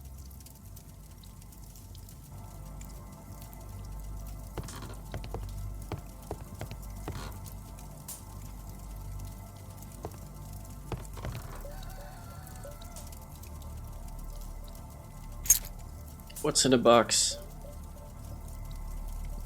Je suis pressed. Wolfjack. Looks like a military badge.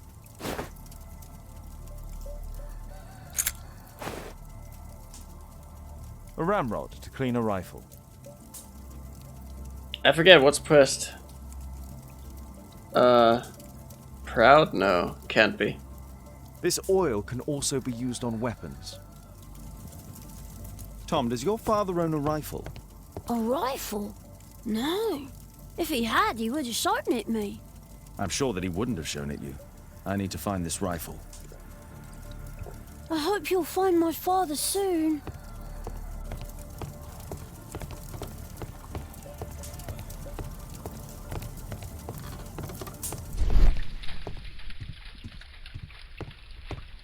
What's in the bucket here? Thick liquid. Oil.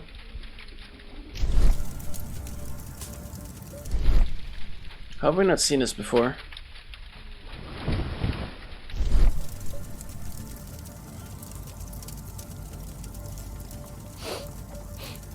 This scrap of cloth was used to oil a firearm. Tom, does your father have any other property? No. Well, at least I don't think so. I have to take Toby. He'll take a sniff of the oil, and we'll find that rifle. I hope you'll find my father soon. So I guess we're going back to Baker Street to fetch Toby.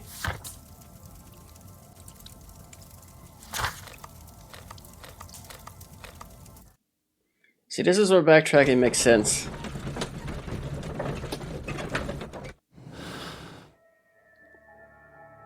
In the meanwhile, we don't necessarily have any new clues.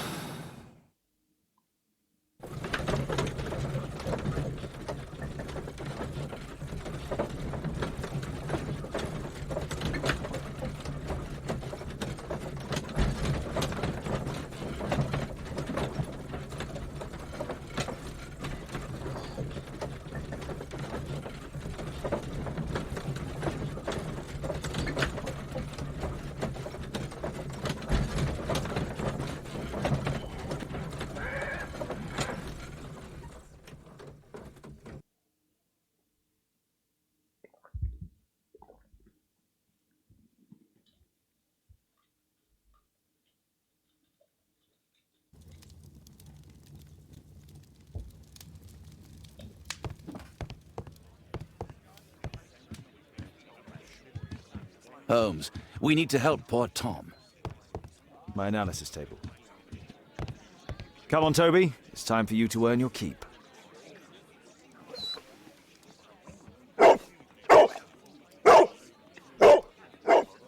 Watson? I prefer to visit Lord Marsh. I'm worried about the condition of his health.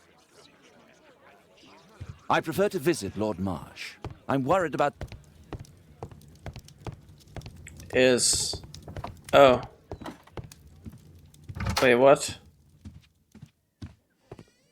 Right, so we have Dogo following us.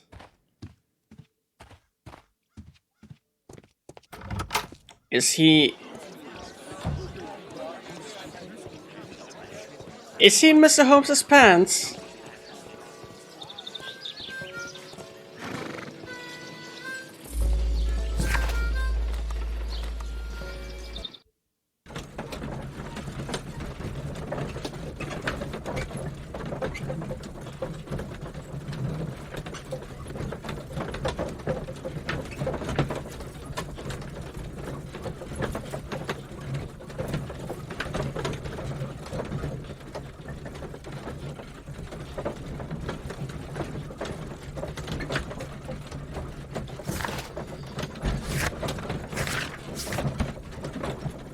So in review,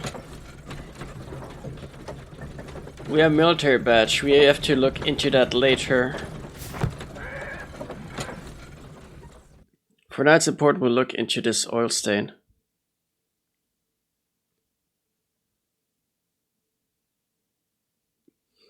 Or maybe we should have looked into the military badge earlier. I blasted. Search, Toby, search.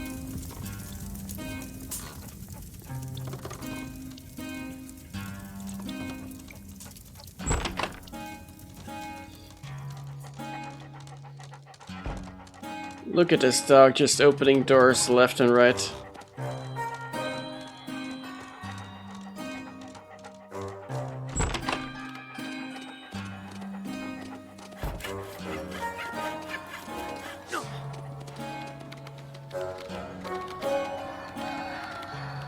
Is that the same smell?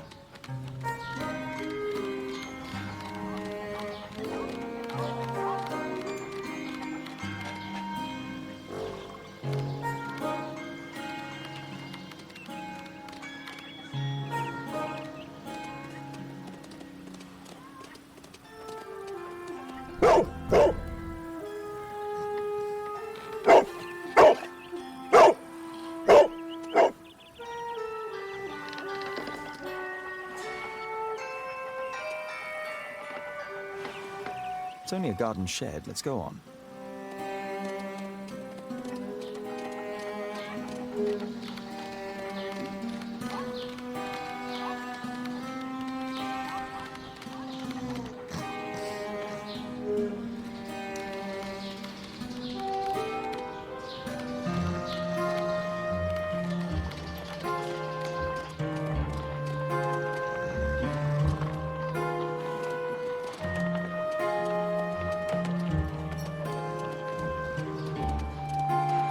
This one goes in circles.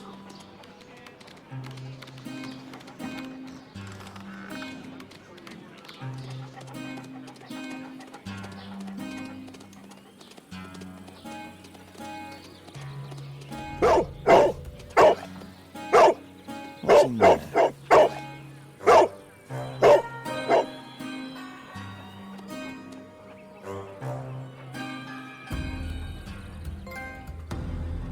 Brave Toby, the best nose in the British Empire.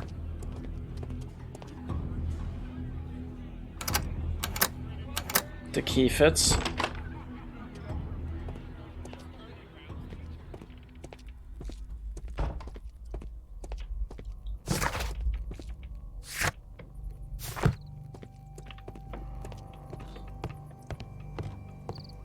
So good look around here then.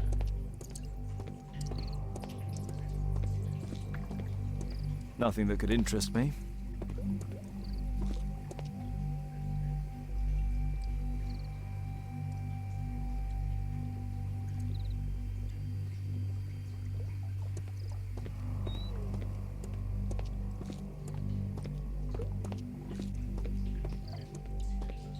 People use this cellar for storage.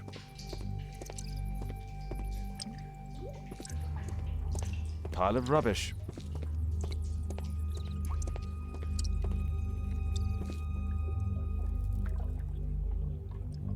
Just some old things.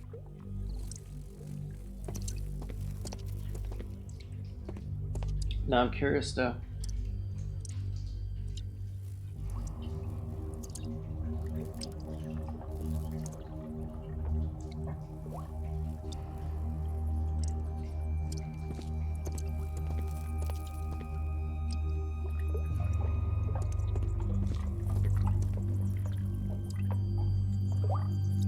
Clan Fraser of Lovat has been strongly associated with Inverness and the surrounding areas since the clan's founders gained lands there in the 13th century, but is in fact a junior branch of the Clan Fraser who were based in Aberdeenshire.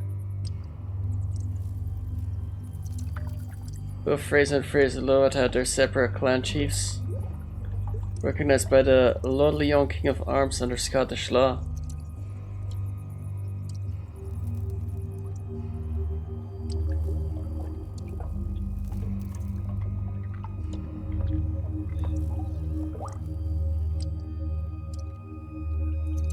And they have a currently living chief.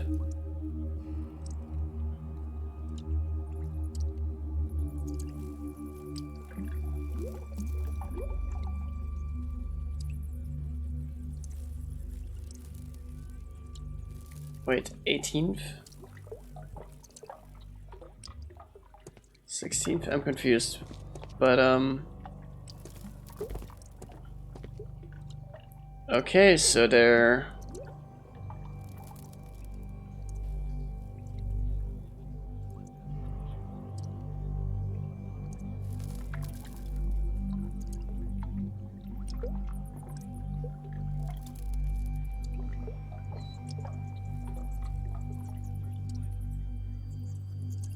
They're a famous military clan? Or something? Like that? I'm not too familiar with Scottish origins of anything.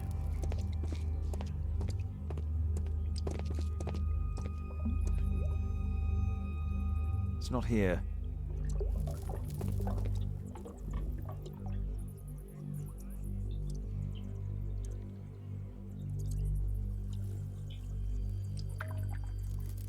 Oh, what is it? Oh.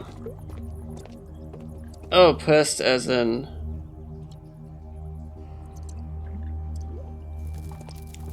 Pest as in,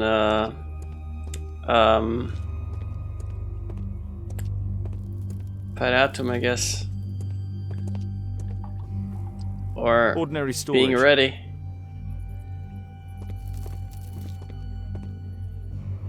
Old things.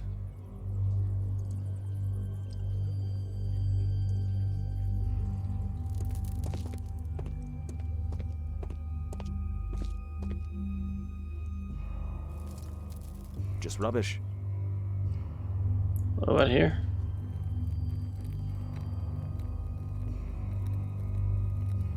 Well, hello there. Tom's photograph. Let's try to get inside.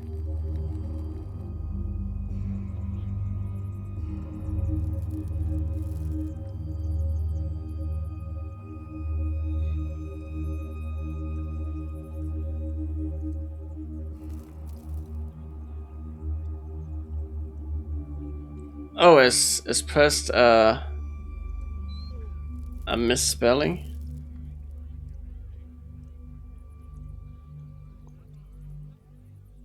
Some medieval scribes, in order to save precious space for their very costly parchment, got into the habit of writing S, following a vowel above the vowel. When Latin evolved into French, that spelling survived.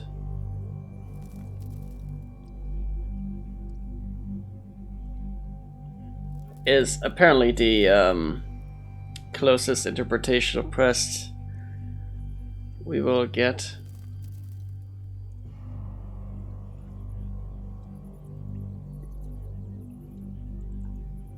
Okay, so the I guess the S was supposed to signify an accent.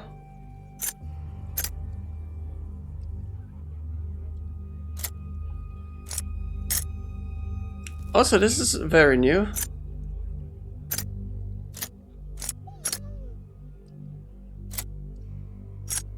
What am I even supposed to use here? And how and why?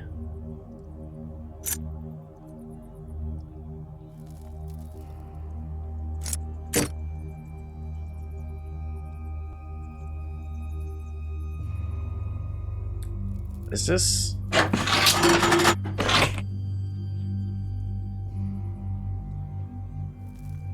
Okay, that's 1. 2.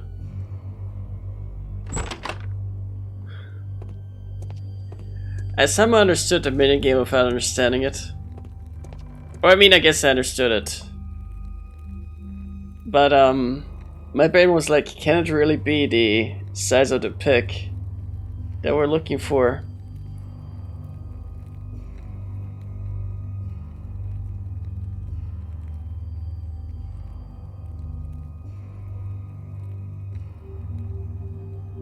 And do you have to read the...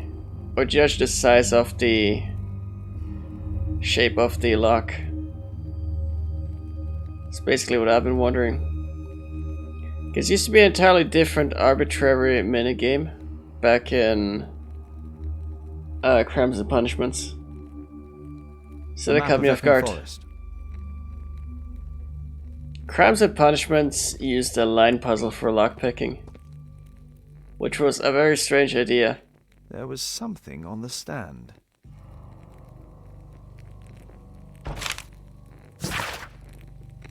Dear George, I do understand you, and it's so sad. Same as you. I can't find a job. Not even the smallest thing. My children have nothing to eat.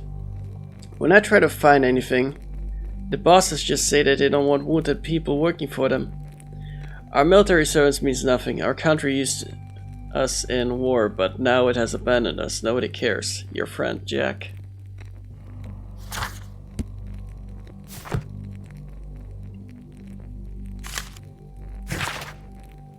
By Her Royal Majesty Queen Victoria of the United Kingdom of Great Britain and Ireland, I, Frederick Russell Burnham, Major of the British Army, declare the country extends its gratitude to George Hurst, an honorable soldier of the United Kingdom of Great Britain and Ireland, for his valiant military service. British Army hereby awards him the Distinguished Conduct Medal and retires him due to the injury sustained while in duty.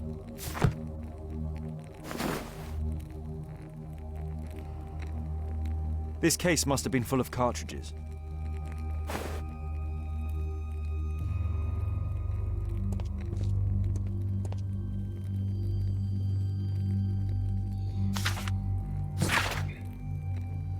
Dear Tom, if you're reading this letter, then it means that I'm dead. I'm so sorry that things had to end up this way. But I had no other choice, you have to know that. You're a very smart boy, and so I'm proud of you. I hope one day you'll understand and forgive me. Son, I love you so much. Don't despair, try to be happy. For you'll grow up to be a man someday. And sooner than you think. You won't be alone. Me and your mom will be looking over you from heaven. Your loving father. Let's compare this list with the evidence that we found earlier. This is the list of selected participants for October's special education program. According to this poster, John Strobridge is missing. Let's compare them with people from Hearst documents.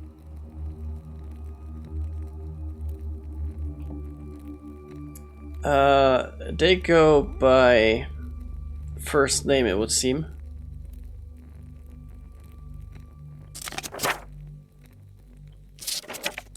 Oh. Yes, this helps.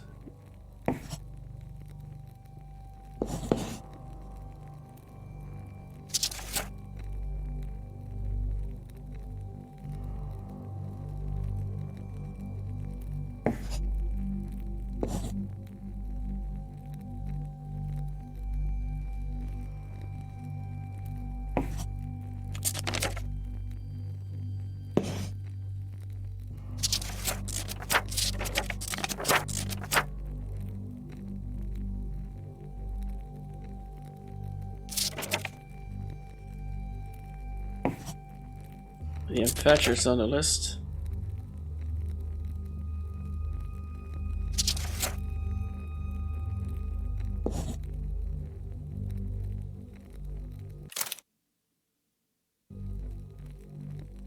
I must say, this man appears in both documents.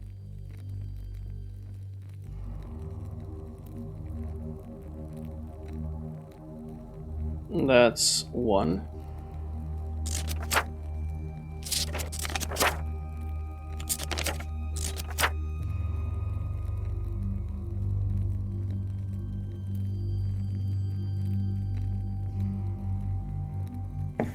Do we have Patrick Tanner?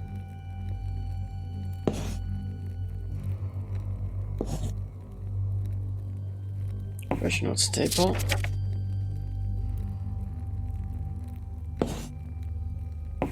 William Thatcher and Thomas Kelly. All the people in Marsh's document are marked and dated in George Hurst's files.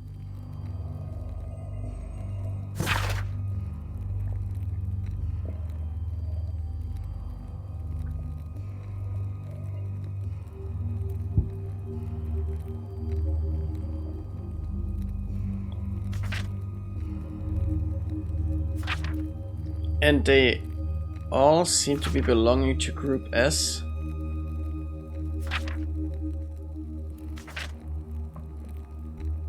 Former comrades in arms, perhaps?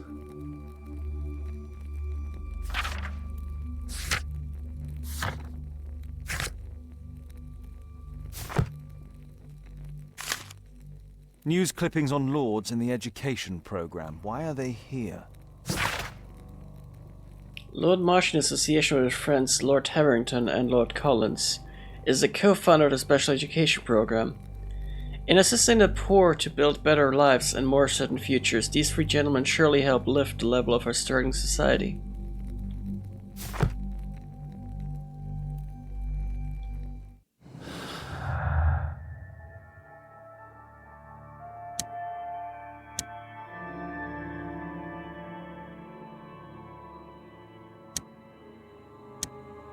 The newspaper article doesn't really offer anything.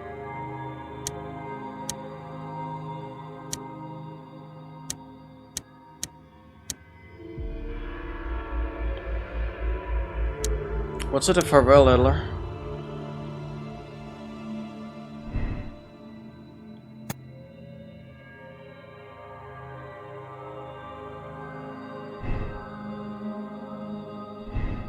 So there's two options, that he's still alive or that he isn't alive.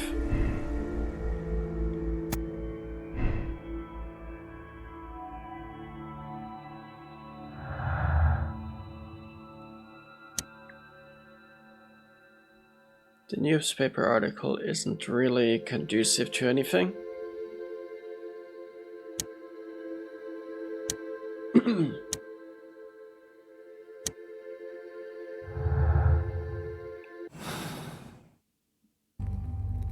Or conclusive, anything rather. There was a rifle here. George Hurst took it with him.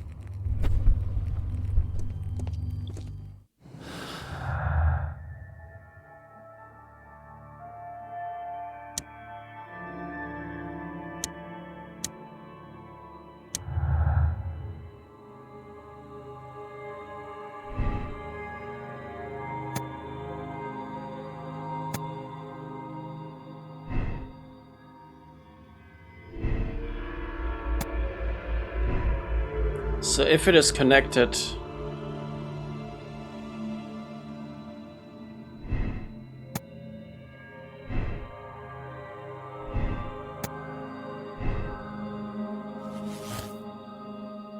if it's not connected but he's interested,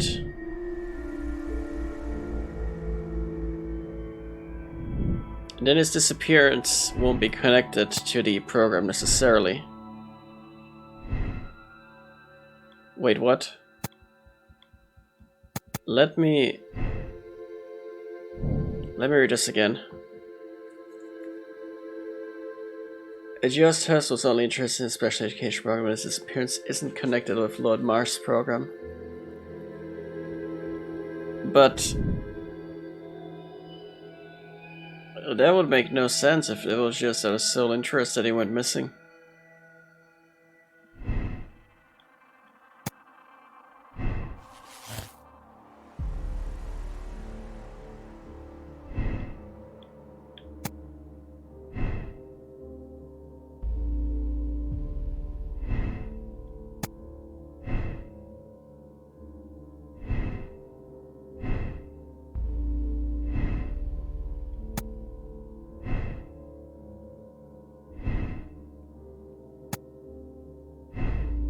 Let me check something.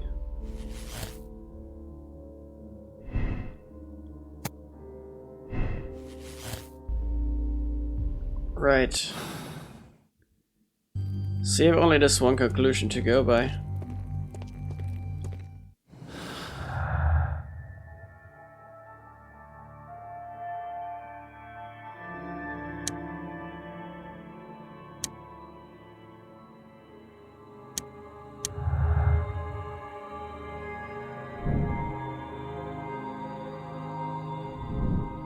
Special job is undoubtedly connected to violence.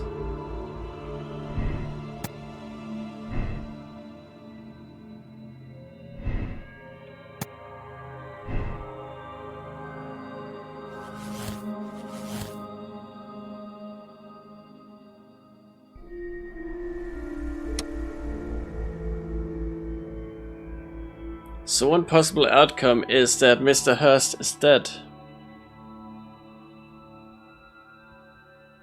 George Hurst knew that he would die on a special job, which held no connection to the special education program. Which is possible, but this is a Sherlock Holmes game.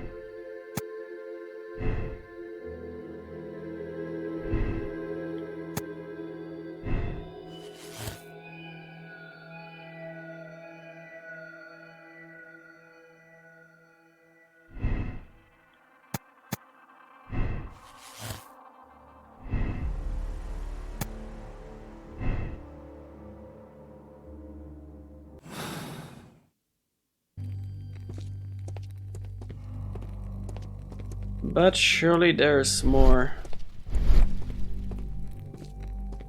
Surely we are not done. And surely there are some more deductions we can make.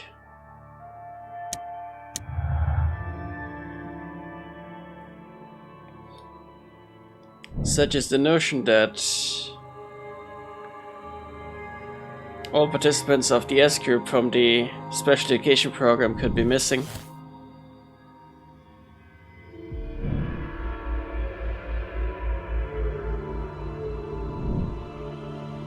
Which implies that George Hurst knew, which is a logical deduction to make given how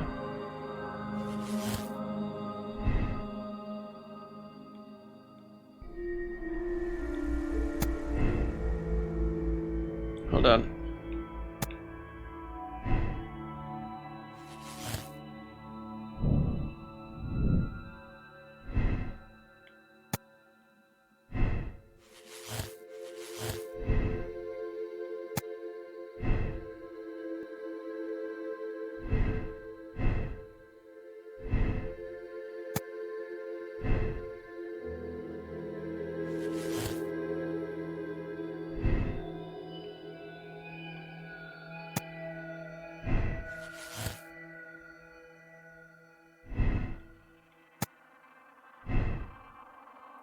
Okay, so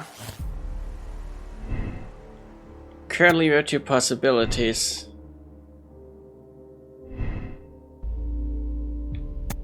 That he took a job, died, and had no relation to Mr. Hurst whatsoever, or Lord Hurst. Or that he's been collecting information, as is evident, and that the missing people are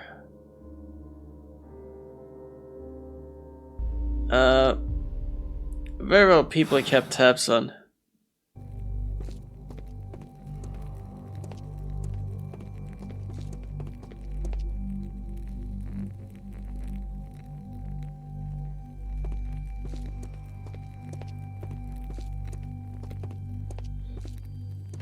don't think there's anything more for us here.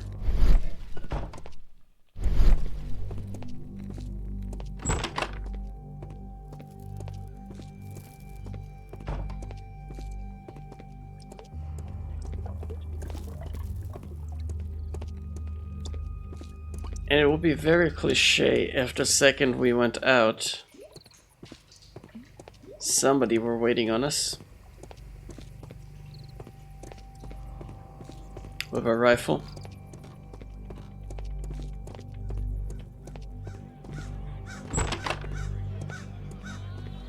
Brave Toby, the best nose in the British Empire.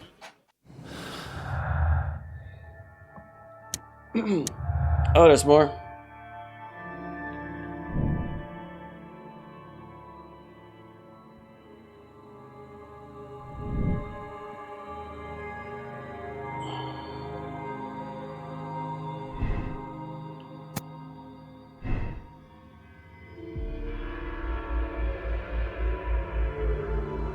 Yeah, so who knows, perhaps we can find more conclusive evidence in Marsha's house.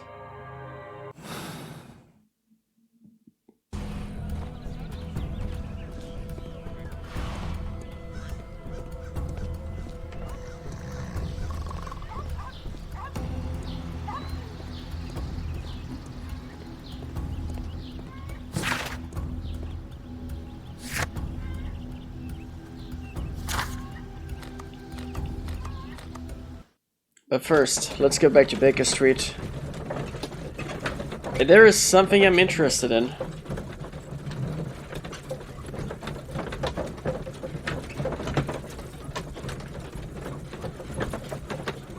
Plus, I don't know if we'll be needing Toby.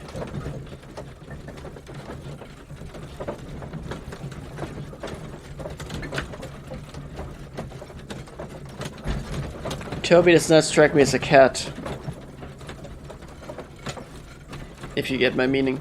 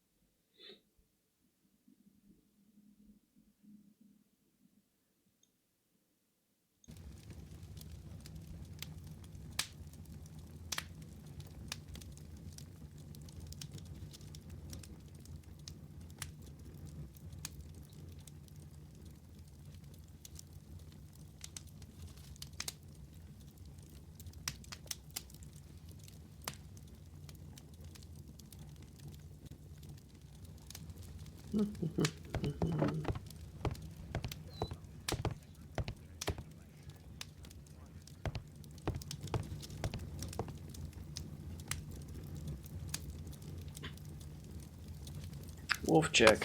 Let's look into it. We're probably looking at military.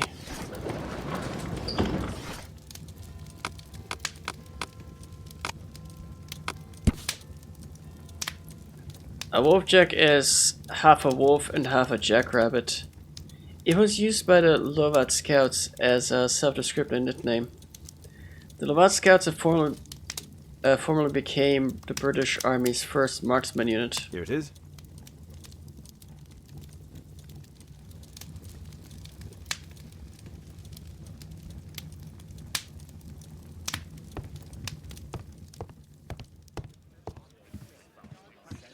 Well, well.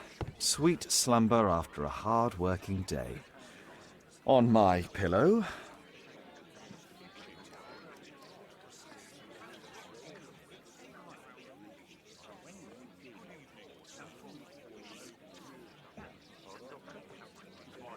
Well, well. Sweet slumber after a hard-working day. On my pillow.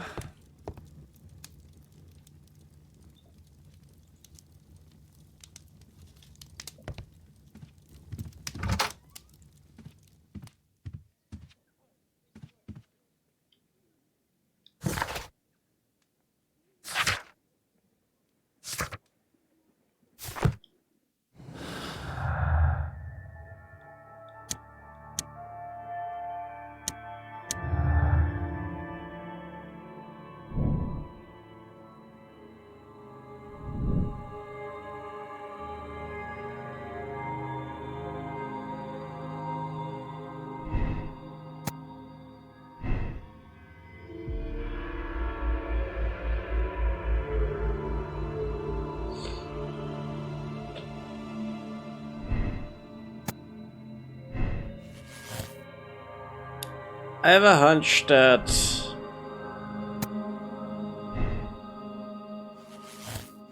the Lovat lead has nothing to do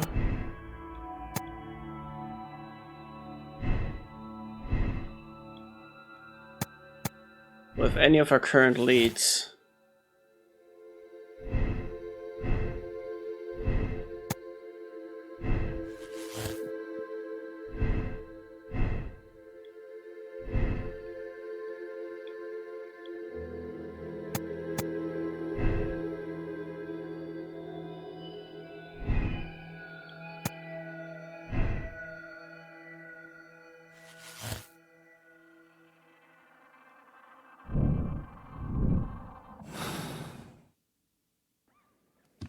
But fair, so far we can only assume stuff. We need more information on Quartermain Club. So we're going back to Marsh's house.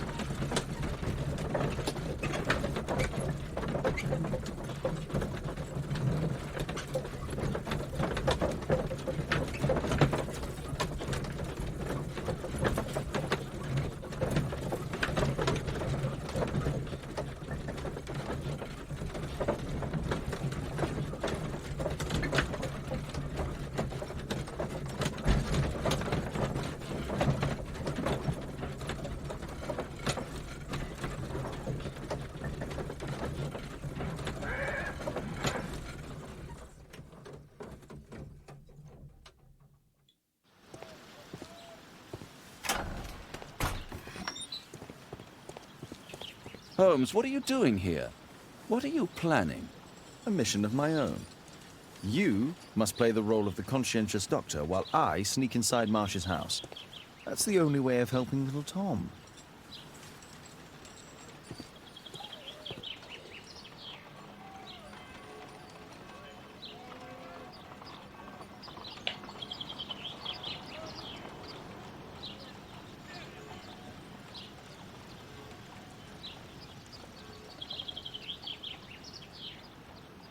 So now what? Do we take the front door?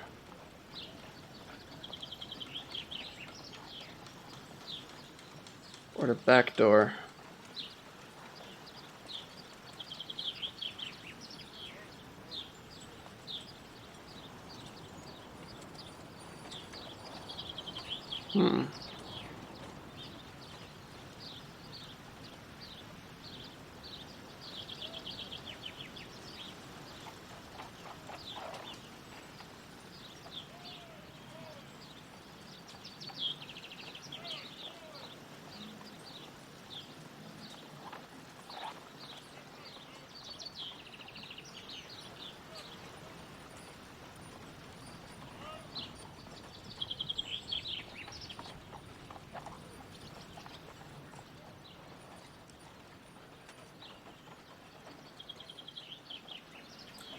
Let's go to back door, because let's be honest, you would only take the front door if you're playing Assassin's Creed.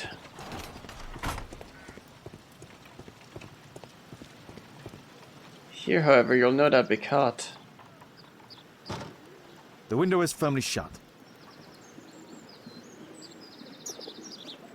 Same here, I take it?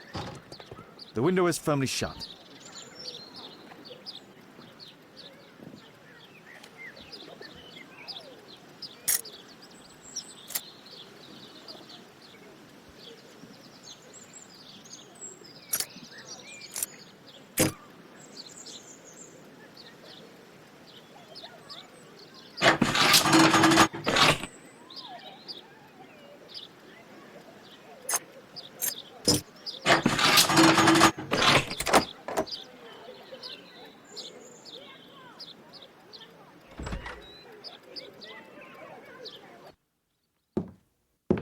How can I help you? I came to visit Lord Marsh. What for? I would very much like to see Lord Marsh, if you please.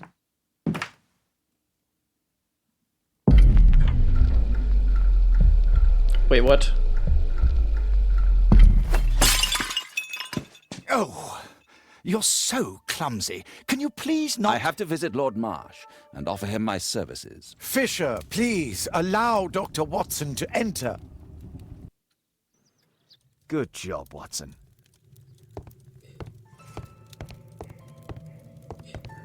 Oh, I'm so clumsy.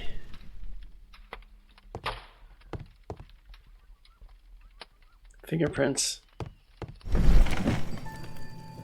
Let's see how hard to crack this safe is. Doctor, it appears that you were impatient to pay me another visit. Indeed. Will you allow me to examine you? A second opinion, so that the great Lord Marsh does not become the late Lord Marsh. Well, since you put it that way, very well. Shall I retire to your office, Lord Marsh? No, please, Doctor. I insist that you stay. I shall need your assistance. Will you break anything else? I'll try my best.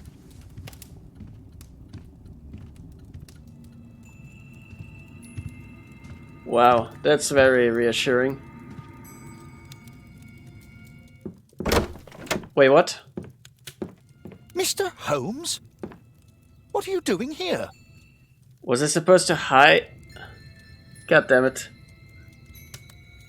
Was I supposed to hide after a cutscene? I'll try my best.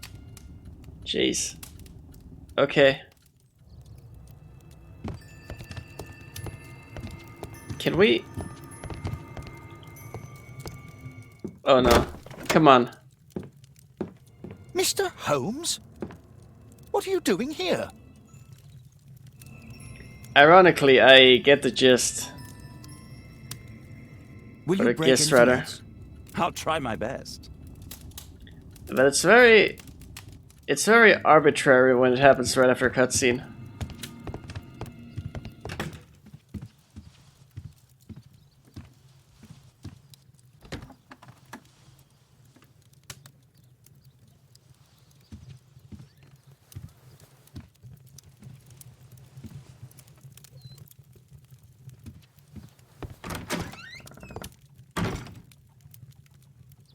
I would have preferred to solve that organically.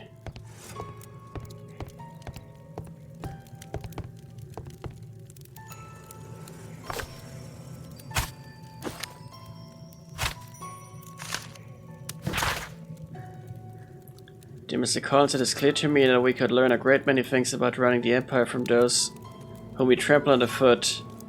These same people who we leave destitute and starving in the shadows for our own citizens, home or abroad. Just leave that here. Dear Lord Marsh, thanks to the special education program, my life has been changed completely. I didn't know how to thank you, so I pecked you this flower. Thank you.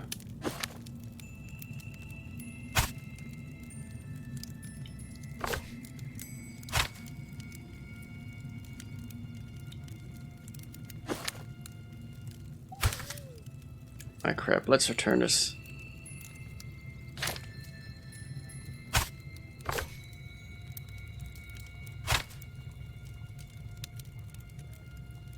Or at least assume. To this day, and by my estimation, the special education program has saved over 200 individuals from the gutter and elevated them to help form and support the critical foundations of a prosperous empire. This largely thanks to the wisdom and foresight of Lord Marsh, who is the most progressive and wise politician. He has carried out a great deal of work in this field whilst ignoring the critics and any hindrance from his arrogant colleagues, who are so set in their ways.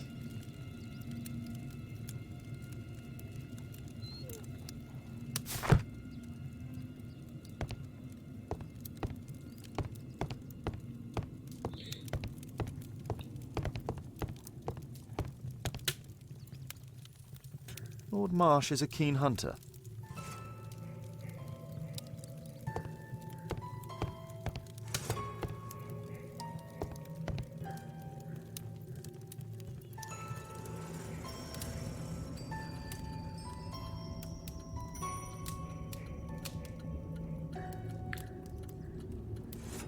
I have a feeling I missed something.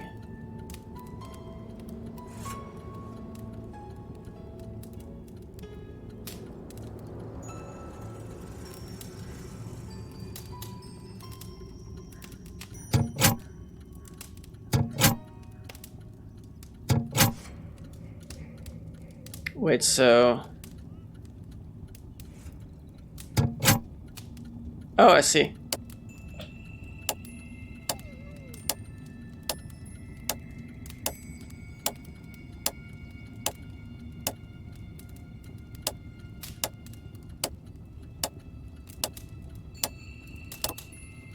Ten.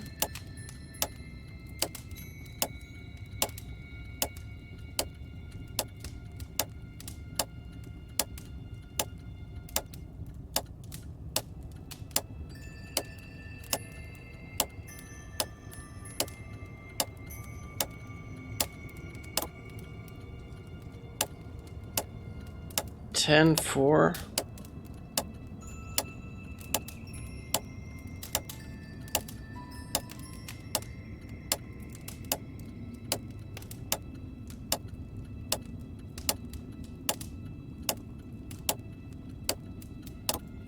At least assume 10 for 11. Wait, what?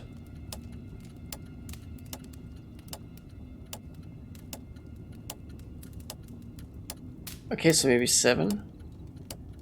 I'm confused.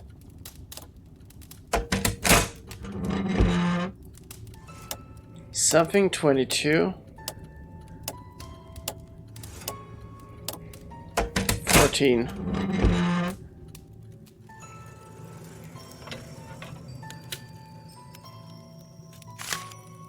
November 7th. This means that the meeting is planned for today.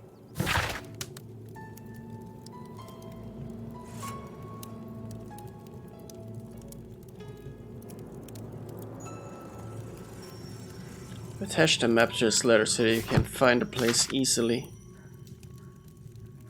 So we have a map. I so admire all these paupers. They seem to me such a breath of fresh air. Communicating with them is such a pleasure.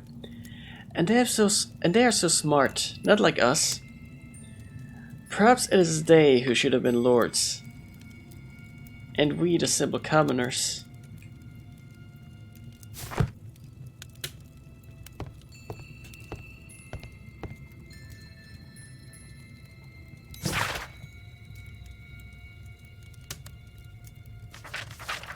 I would say we are done here.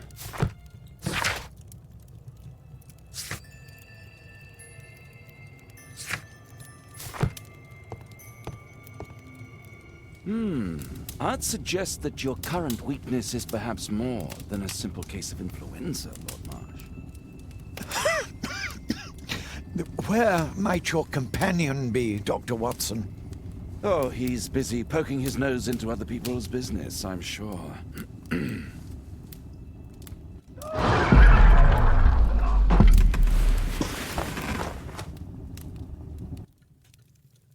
My lord, I'm sorry to interrupt, but I must remind you about your meeting. Is it already time? My apologies, Dr. Watson, but we are expected elsewhere. Might we offer you a lift? You are going out? I'm not sure that's wise in your condition. I value your opinion, but misery never rests, and I am needed. Well, do please take good care of yourself, Lord Marsh. I'll send you my diagnosis, Dr. Fisher. Thank you, Dr. Watson. Farewell.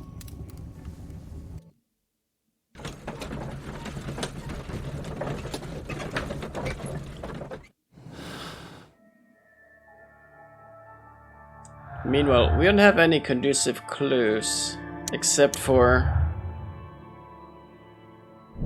the fact that Lord Marsh and his friends were skillful and experienced hunters.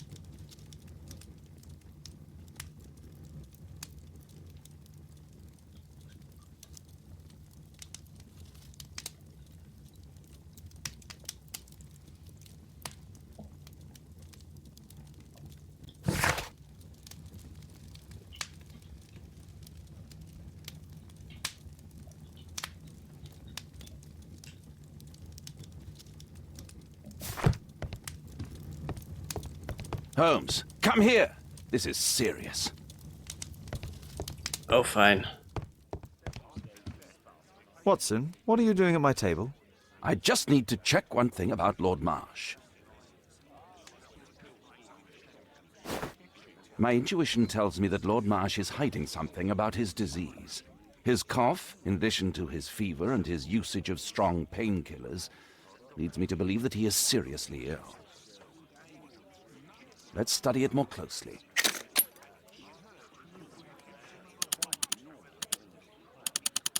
Need a sharper image. Sputum with tiny drops of blood.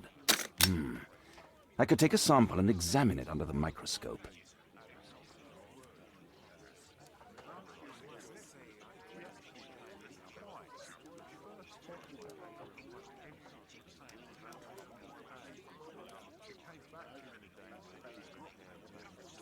It's the best way to go about this.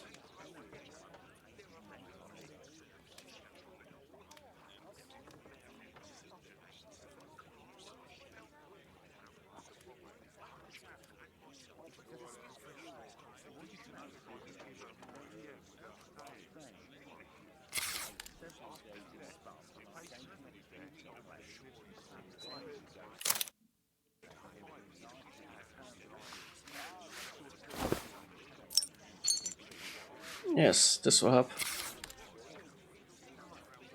Let us apply chemicals to color the sample.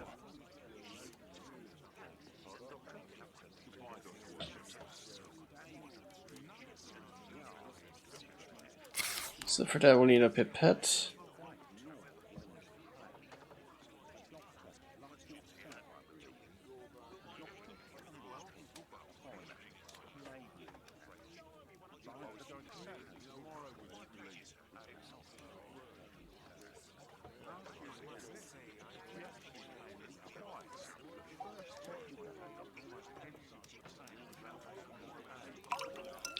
So a couple fox in then.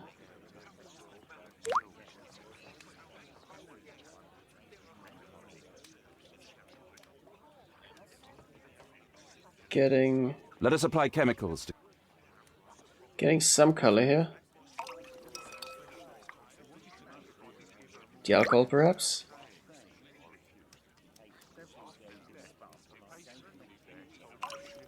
Then the methylene. Now, let's examine the colored sample under the microscope.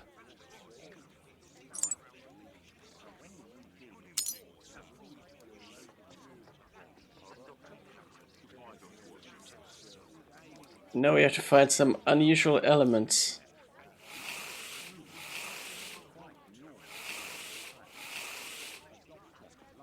Talk about unusual. Mycobacterium.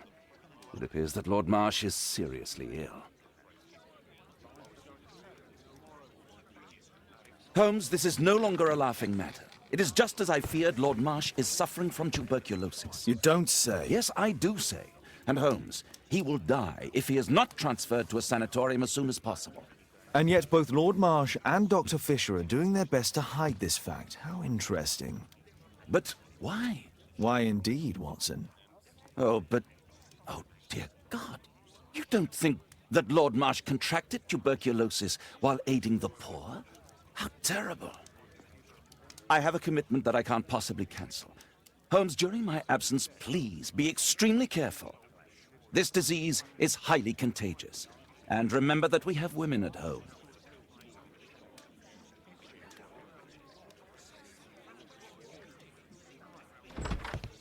Thank you, Miss Alice. Until later. I'll see you soon, Caitlin. Where have you been? Our neighbour lent me a book. She is so kind. I think she likes you. I doubt that. How is your investigation going? It's going. Dracula? Yes, it's forbidden reading at my boarding school. Did you know? Well, well. Why's that forbidden literature? This is so romantic. This is so romantic. This is Kate's room. It's private. Now we're looking for Grunston's Oak.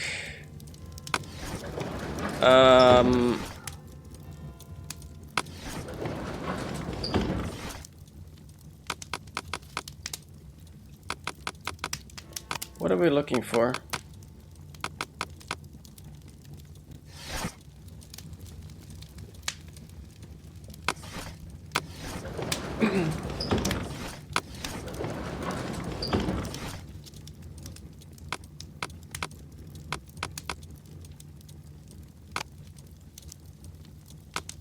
What are we looking for indeed?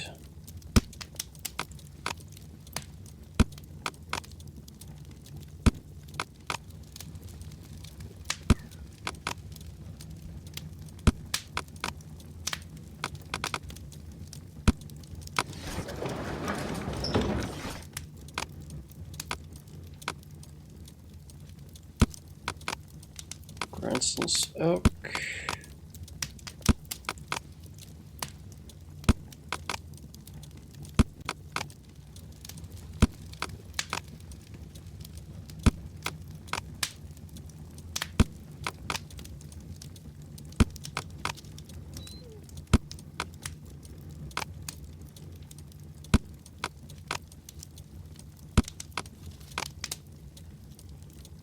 How many newspapers do we have here?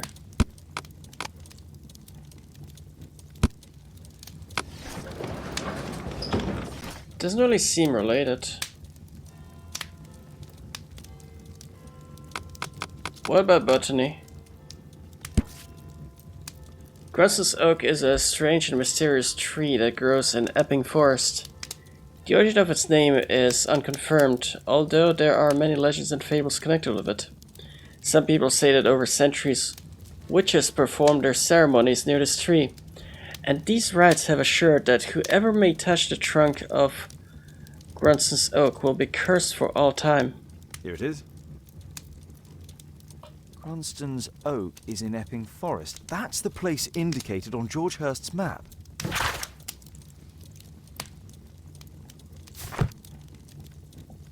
Now we know where to go.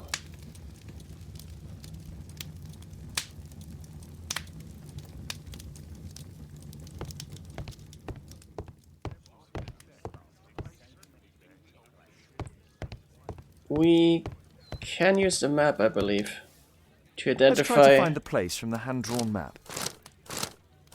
To identify the exact location.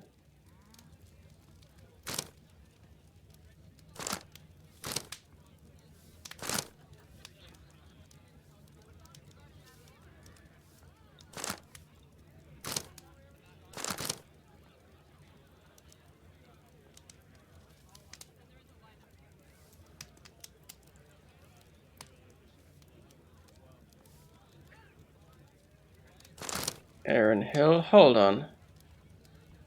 It's literally here. Here it is. Drat. I'll need to hurry if I want to find out what's going on at the forest.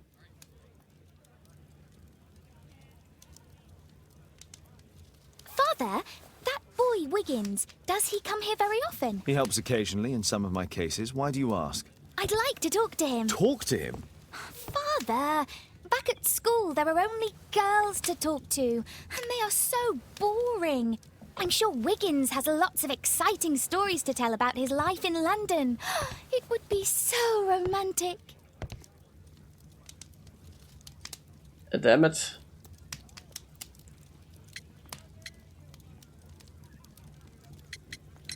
Kate, Wiggins is not the sort of boy you should be socializing with.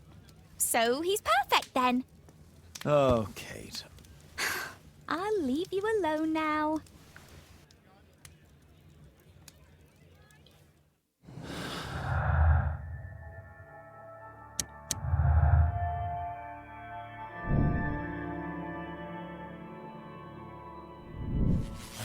So I knew about the meeting. And our only clue in this regard is to go to Epping Forest.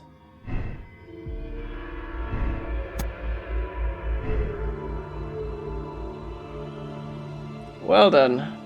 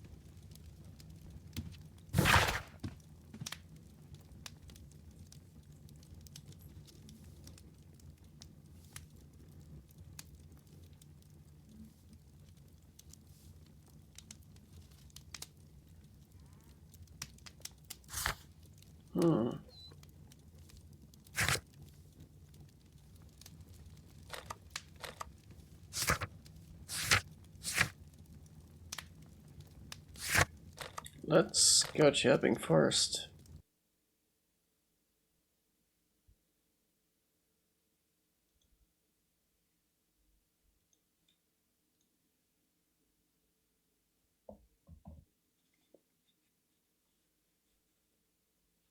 Something tells me this is where the case climaxes.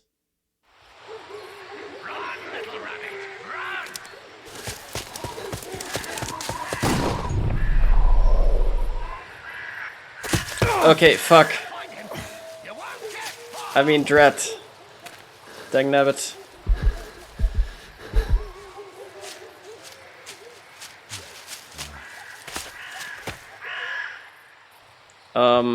Let's see how long you can stay alive.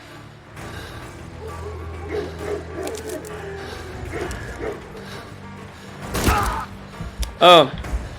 Okay. Oh, wow. Okay. 3 shots and we die. Let's see how long you can stay alive.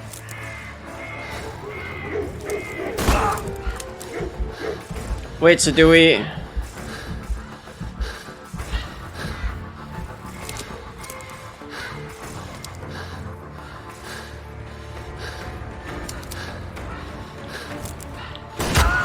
Wait. Was I supposed to...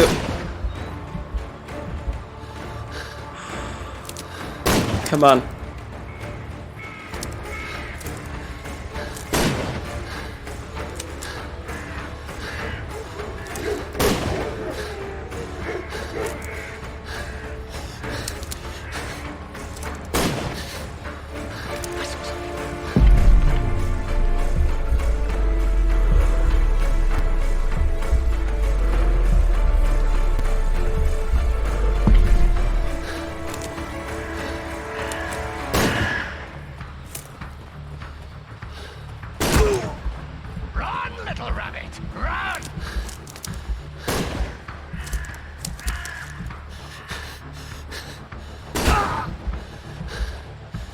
Oh, I see, so the...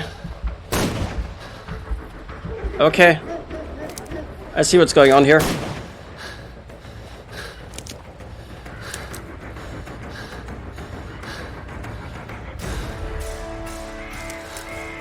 Where have you gone?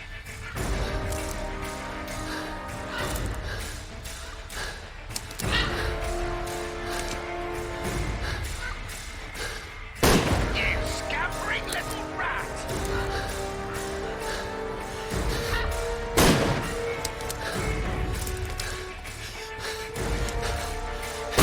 You're so slow!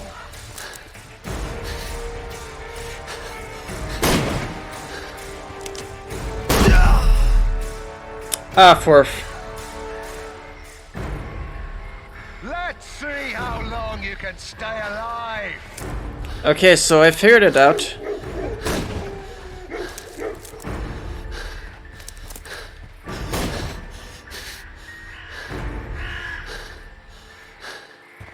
Need a moment to recover.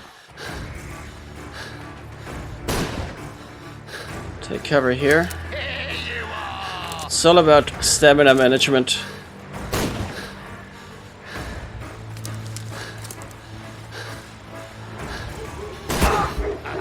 Whoa!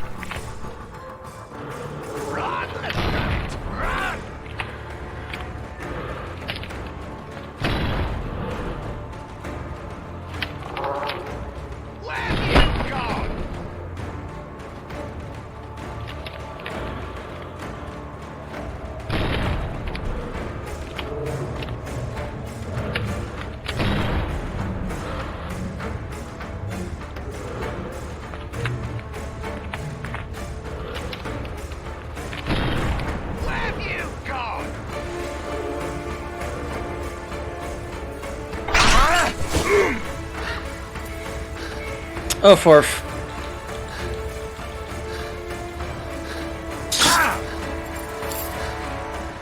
Is that your blood in the snow?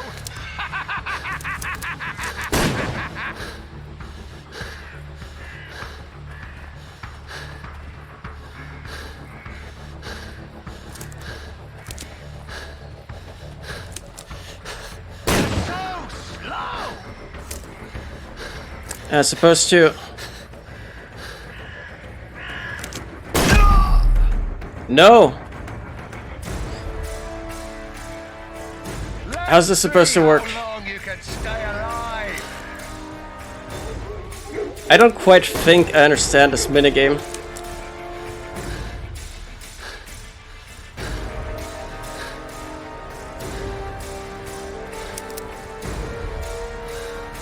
Where is he?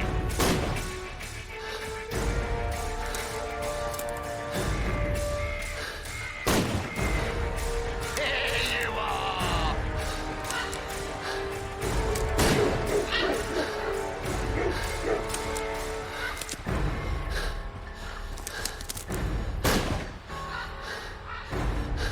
Here you are!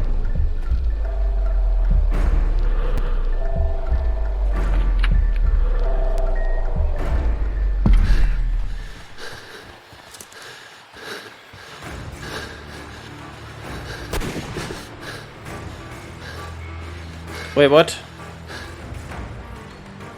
Do you have to start over? Let's see I do. how long you can stay alive. For heck's sake.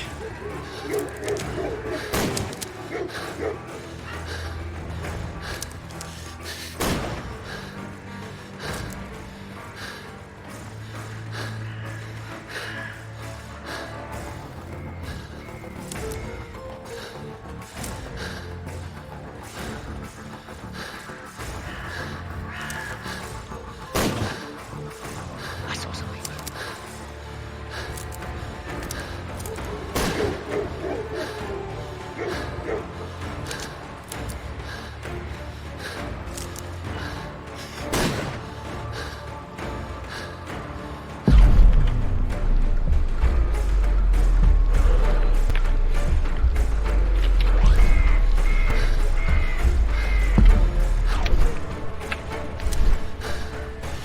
Run, little rabbit, run! Oh no. Nope. Damn it. Where is he?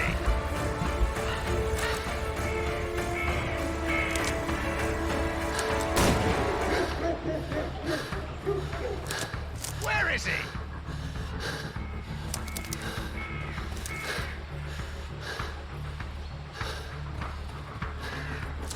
You won't get far!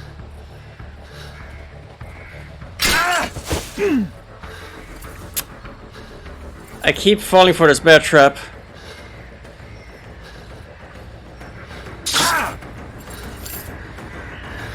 that your blood in the snow?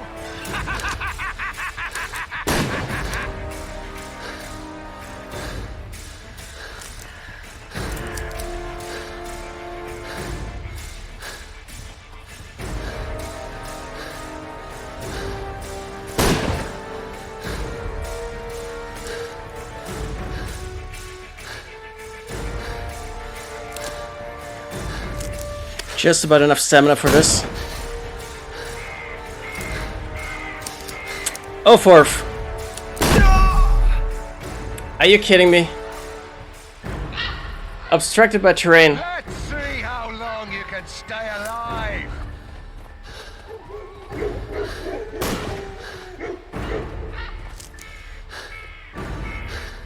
Let us try this again.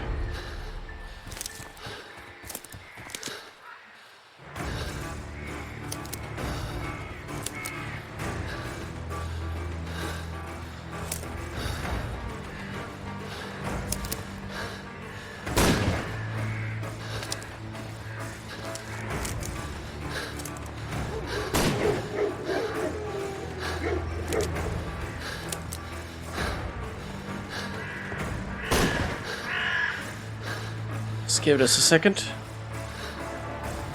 So we can start running.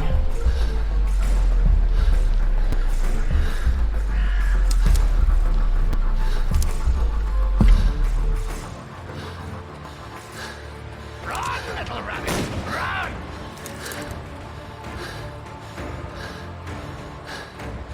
We got a second to recover.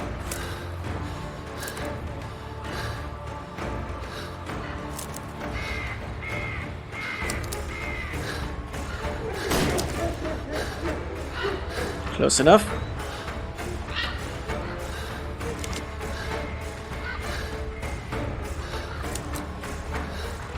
Where is he?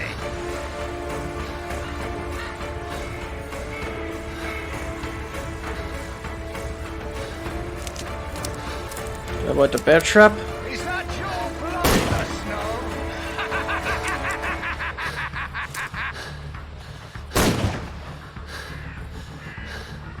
Whoa. Whoa. Ah! He's too accurate when he's too close. Let's see how long you can stay alive.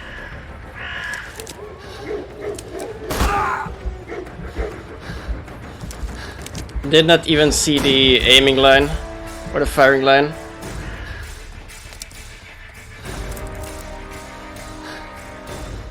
You scampering little rat!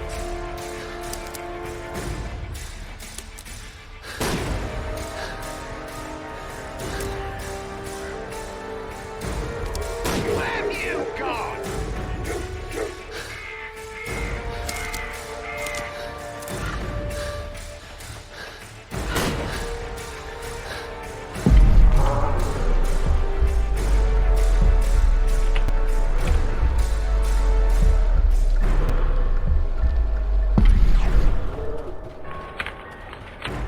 Run, little rabbit, run!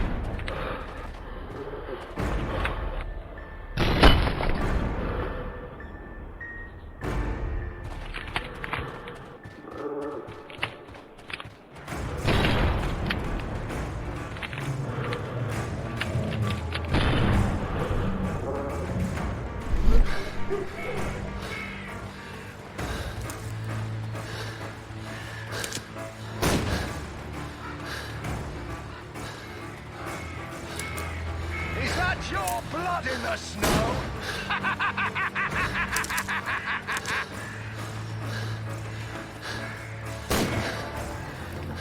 Okay, next cover. At least we didn't fall into a trap. If we can make this piece of cover.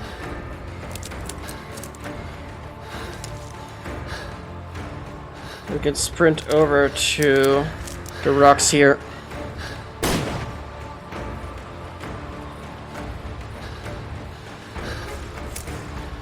And almost be shot. Let's keep going. Red bushes, sound perfect. There's a descent here.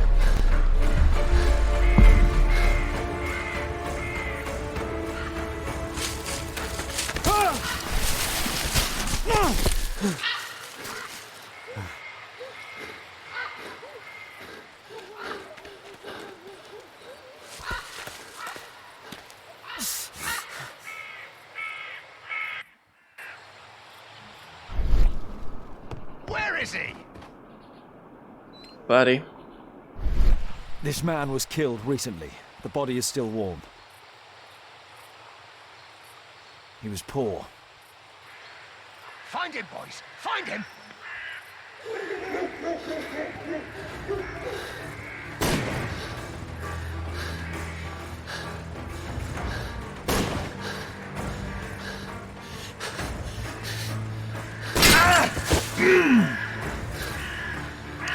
Okay, I have a problem with how this plays out, because the tree isn't something I would call cover. Crap.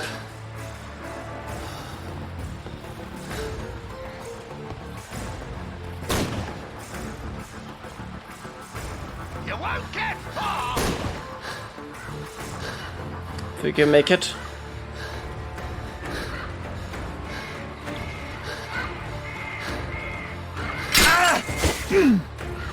Oh,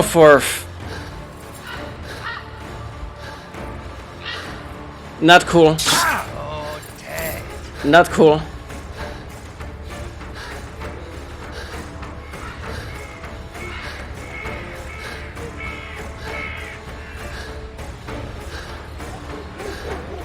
Hungry today. Crap. How much stamina do these crap nuggets have? Hungry today.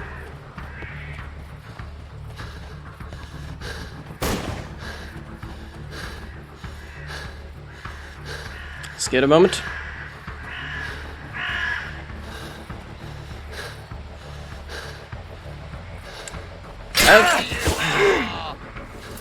For heck's sake. The bear trap is always here and I keep falling for it every single time.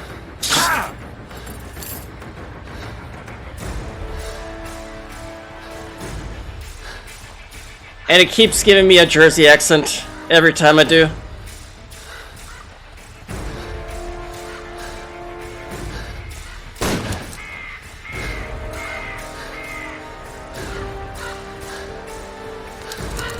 Tree cover, 1 second.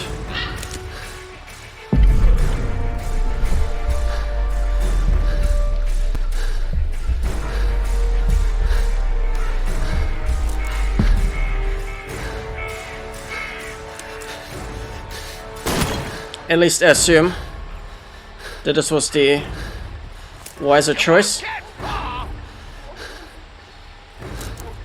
Heck's sake. I like to call this the swamp of despair. Am I?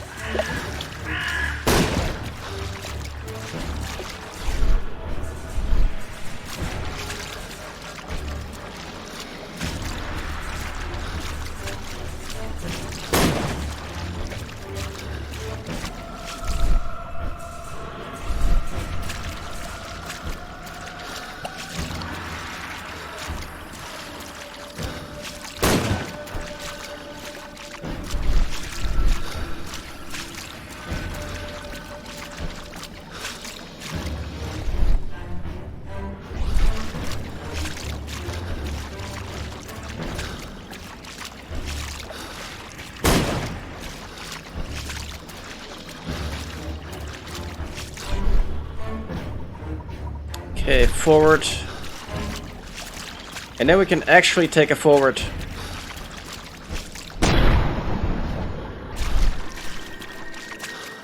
Right alongside here.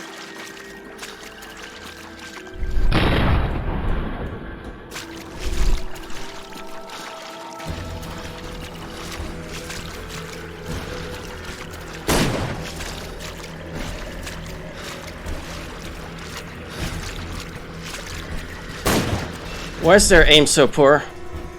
All of a sudden. What is this? Hollywood? Or should I say, why is his aim so poor considering it's just one hunter, right?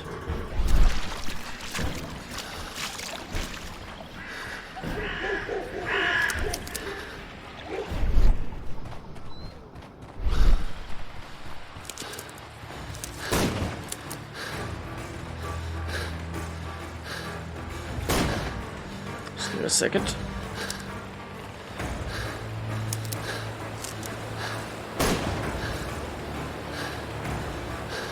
Need stamina.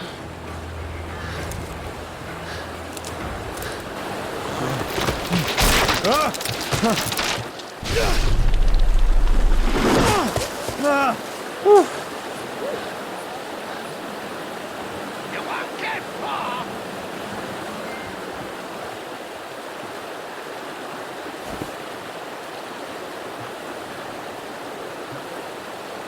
My God, it's Lord Harrington's body. He was killed by a shot to the forehead. My health is deteriorating. I need to dress my wound.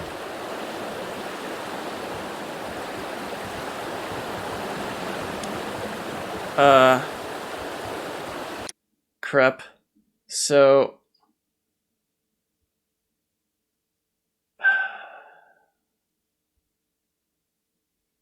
we found a body.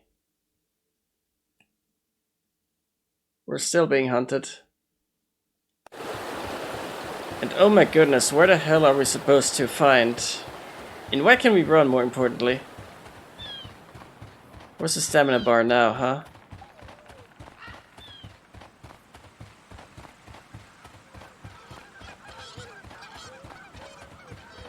I guess this is good as any.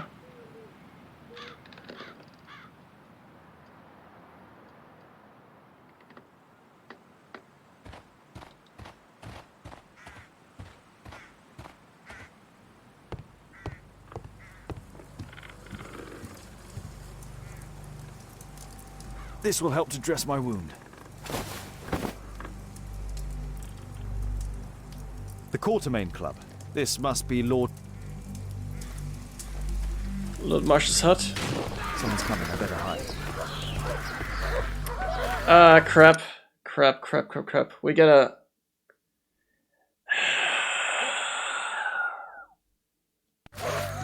is there... there it is.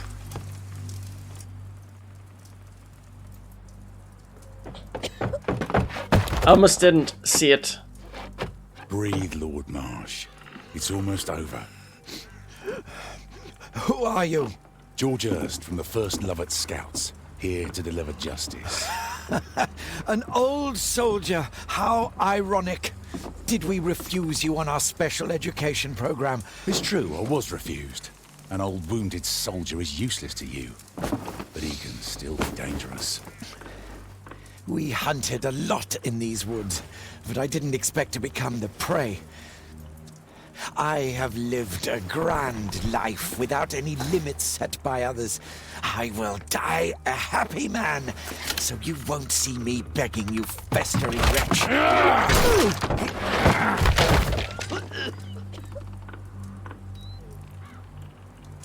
Prepare to meet your maker.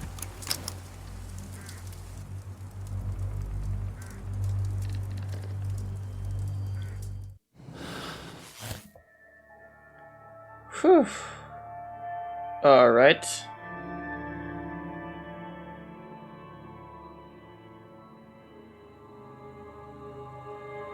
That's, we found 2 bodies. That much is clear.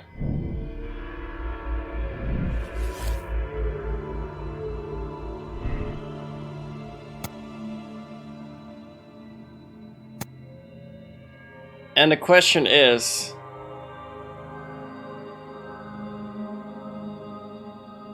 are Lord Marsh and his companions hunting?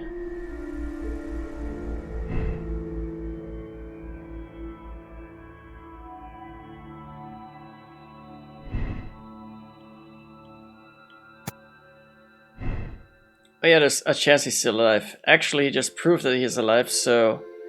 no return is no longer an option. But, we're still missing something.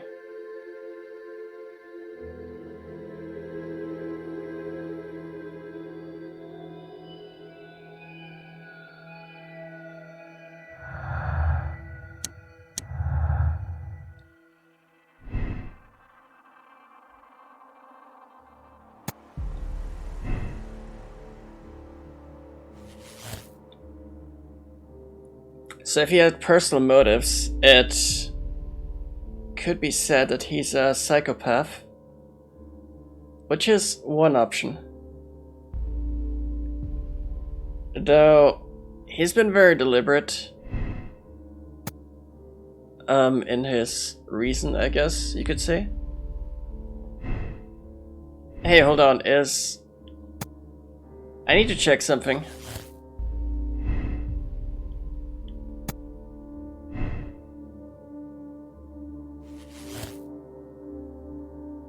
Marsh hunts down people.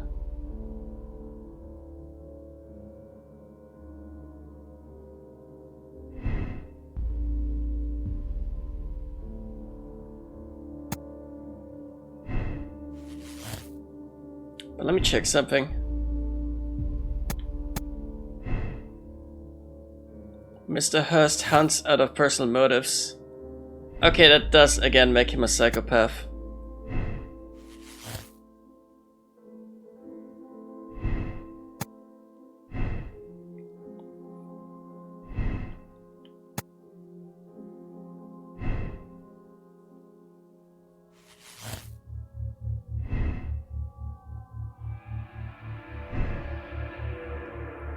So maybe the special job is to hunt down paupers?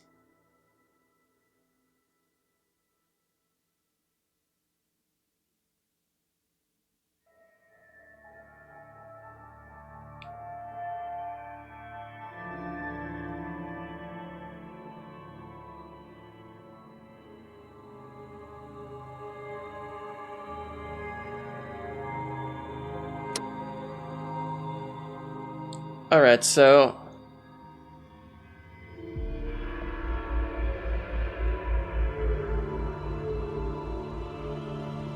by the way, Frodo, how you doing? Hi.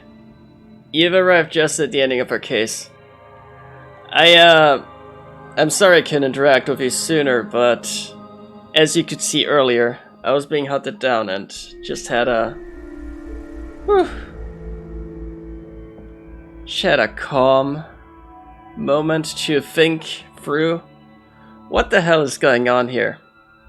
So to reiterate the case, this Marsh fellow, the man with the scar, or not the Marsh fellow, the man with the scar is the missing guy, but Lord Marsh is seemingly helping the poor with a special education program.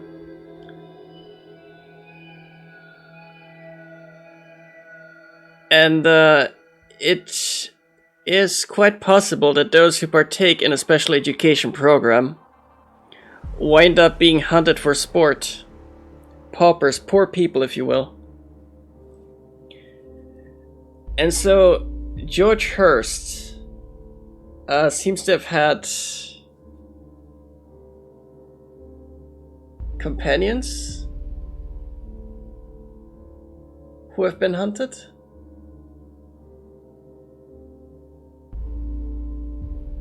And so you have a choice here.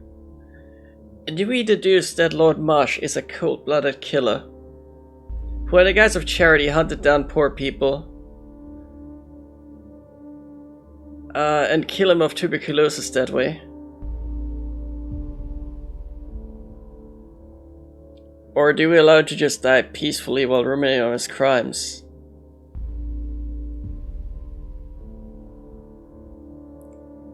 But I'd certainly know who the gunman is, which is George Hurst, the man who has been looking for his former comrades in arms. Because it would seem as though people partook in a special education program were soldiers, if I was reading that list correctly.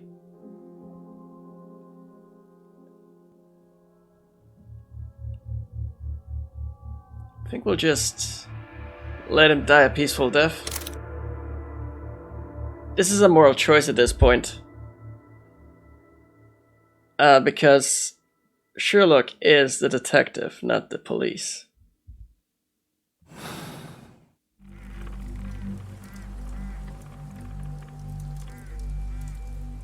George, lower your rifle, please, for Tom's sake. Holmes! My, an almost worthy opponent. Tom? My Tom? If you've endangered my lad in any way, you will pay dearly. I assure you that Tom is safe in London with a well-trusted friend. And now it's time to end this. By all means. George, listen to me. If you're seeking an apt punishment and vengeance, killing Marsh will give him exactly what he wants. He would die knowing that he had fulfilled his life through his absolute control of it. But if you allow Marsh to live, he will suffer a far greater punishment. For his ball and chain will be the debilitating tuberculosis. Look, it's already dragging him painfully and slowly to his death. Then his wealth can and will be used to support the families affected by the Quartermain Club's malevolence. You're mad! You're both mad! Let's go and find Tom.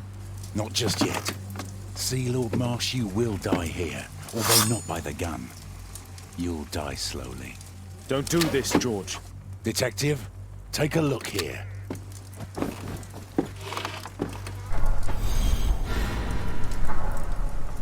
This is how you became sick, Lord Marsh. The beheading of your victims who were suffering from tuberculosis was what infected you. Poetic justice. Holmes, you cannot fully understand why we helped so many and sacrificed a few. But don't let me die like this. Just kill me now. Can we shoot the knife? Screw this. Mr. Hurst, you've already served brutal justice to Lord Harrington and I hope Lord Collins and Dr. Fisher. Taking that into consideration, you may as well kill Lord Marsh and end the Quartermain Club completely. No loose ends.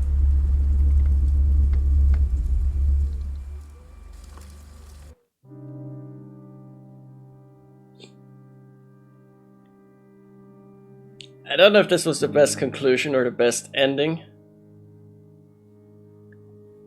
But, we did. We did do two moral choices here at the same time. On one hand, we decided to absolve Lord Marsh. On the other hand, the plot twist was that Lord Marsh was the one beheading people who suffered from tuberculosis, and thus got infected himself. So instead of adding to the body count, we simply decided to let the crime play out as it did. Or is it technically a crime if the murder never happened? Or I mean, I guess it did, but who will be investigating it? And who will even have the lack of moral compass to persecute George Hurst over that? I'd like to say justice has been served.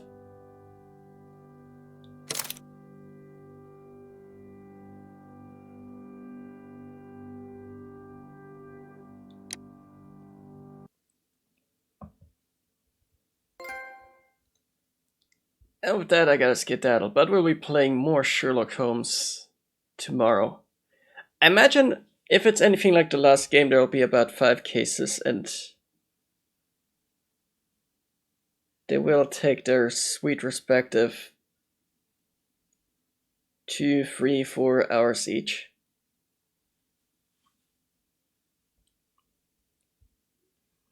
Let's preview the next case while we think about how much we'd like to see more tomorrow.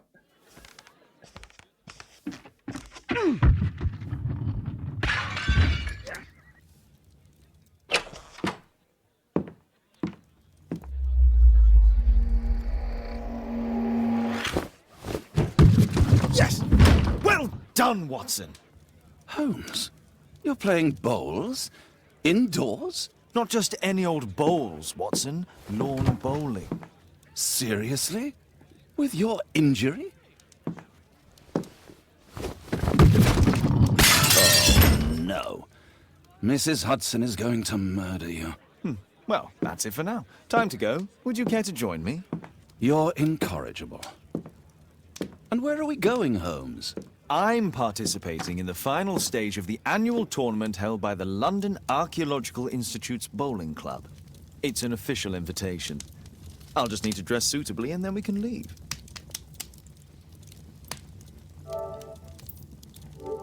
That seems to be that then. I think going to the main menu will restart the cutscene tomorrow.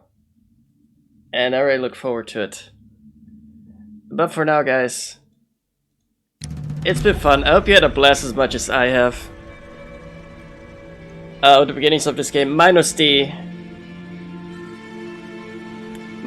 one arbitrary caveat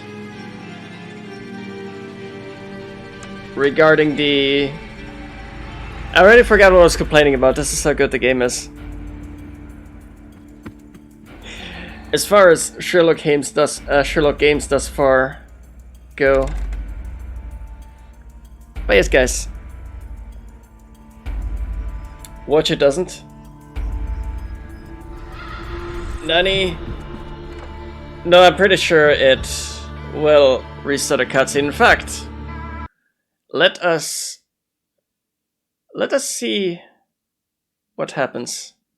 Worst case, I might have to do a chapter select next time. But it's good you brought this up, Photo. Because it's quite possible that you might be right and that I will be saving time tomorrow if I do a chapter select. So let's see what happens. There's definitely some loading going on, so it's either for the cutscene. You might be right, so next time we'll be doing a chapter select. Good call. Hey guys, thanks for watching. I hope you'll have a beautiful day, night, morning, wherever you live. And tomorrow we'll be playing A Study in the Green. Before we move on to Wednesday's weekly Assassin's Creed Mania. See you next time, I hope you have a good one. And remember, just stay safe and away from the tuberculosis. See you later.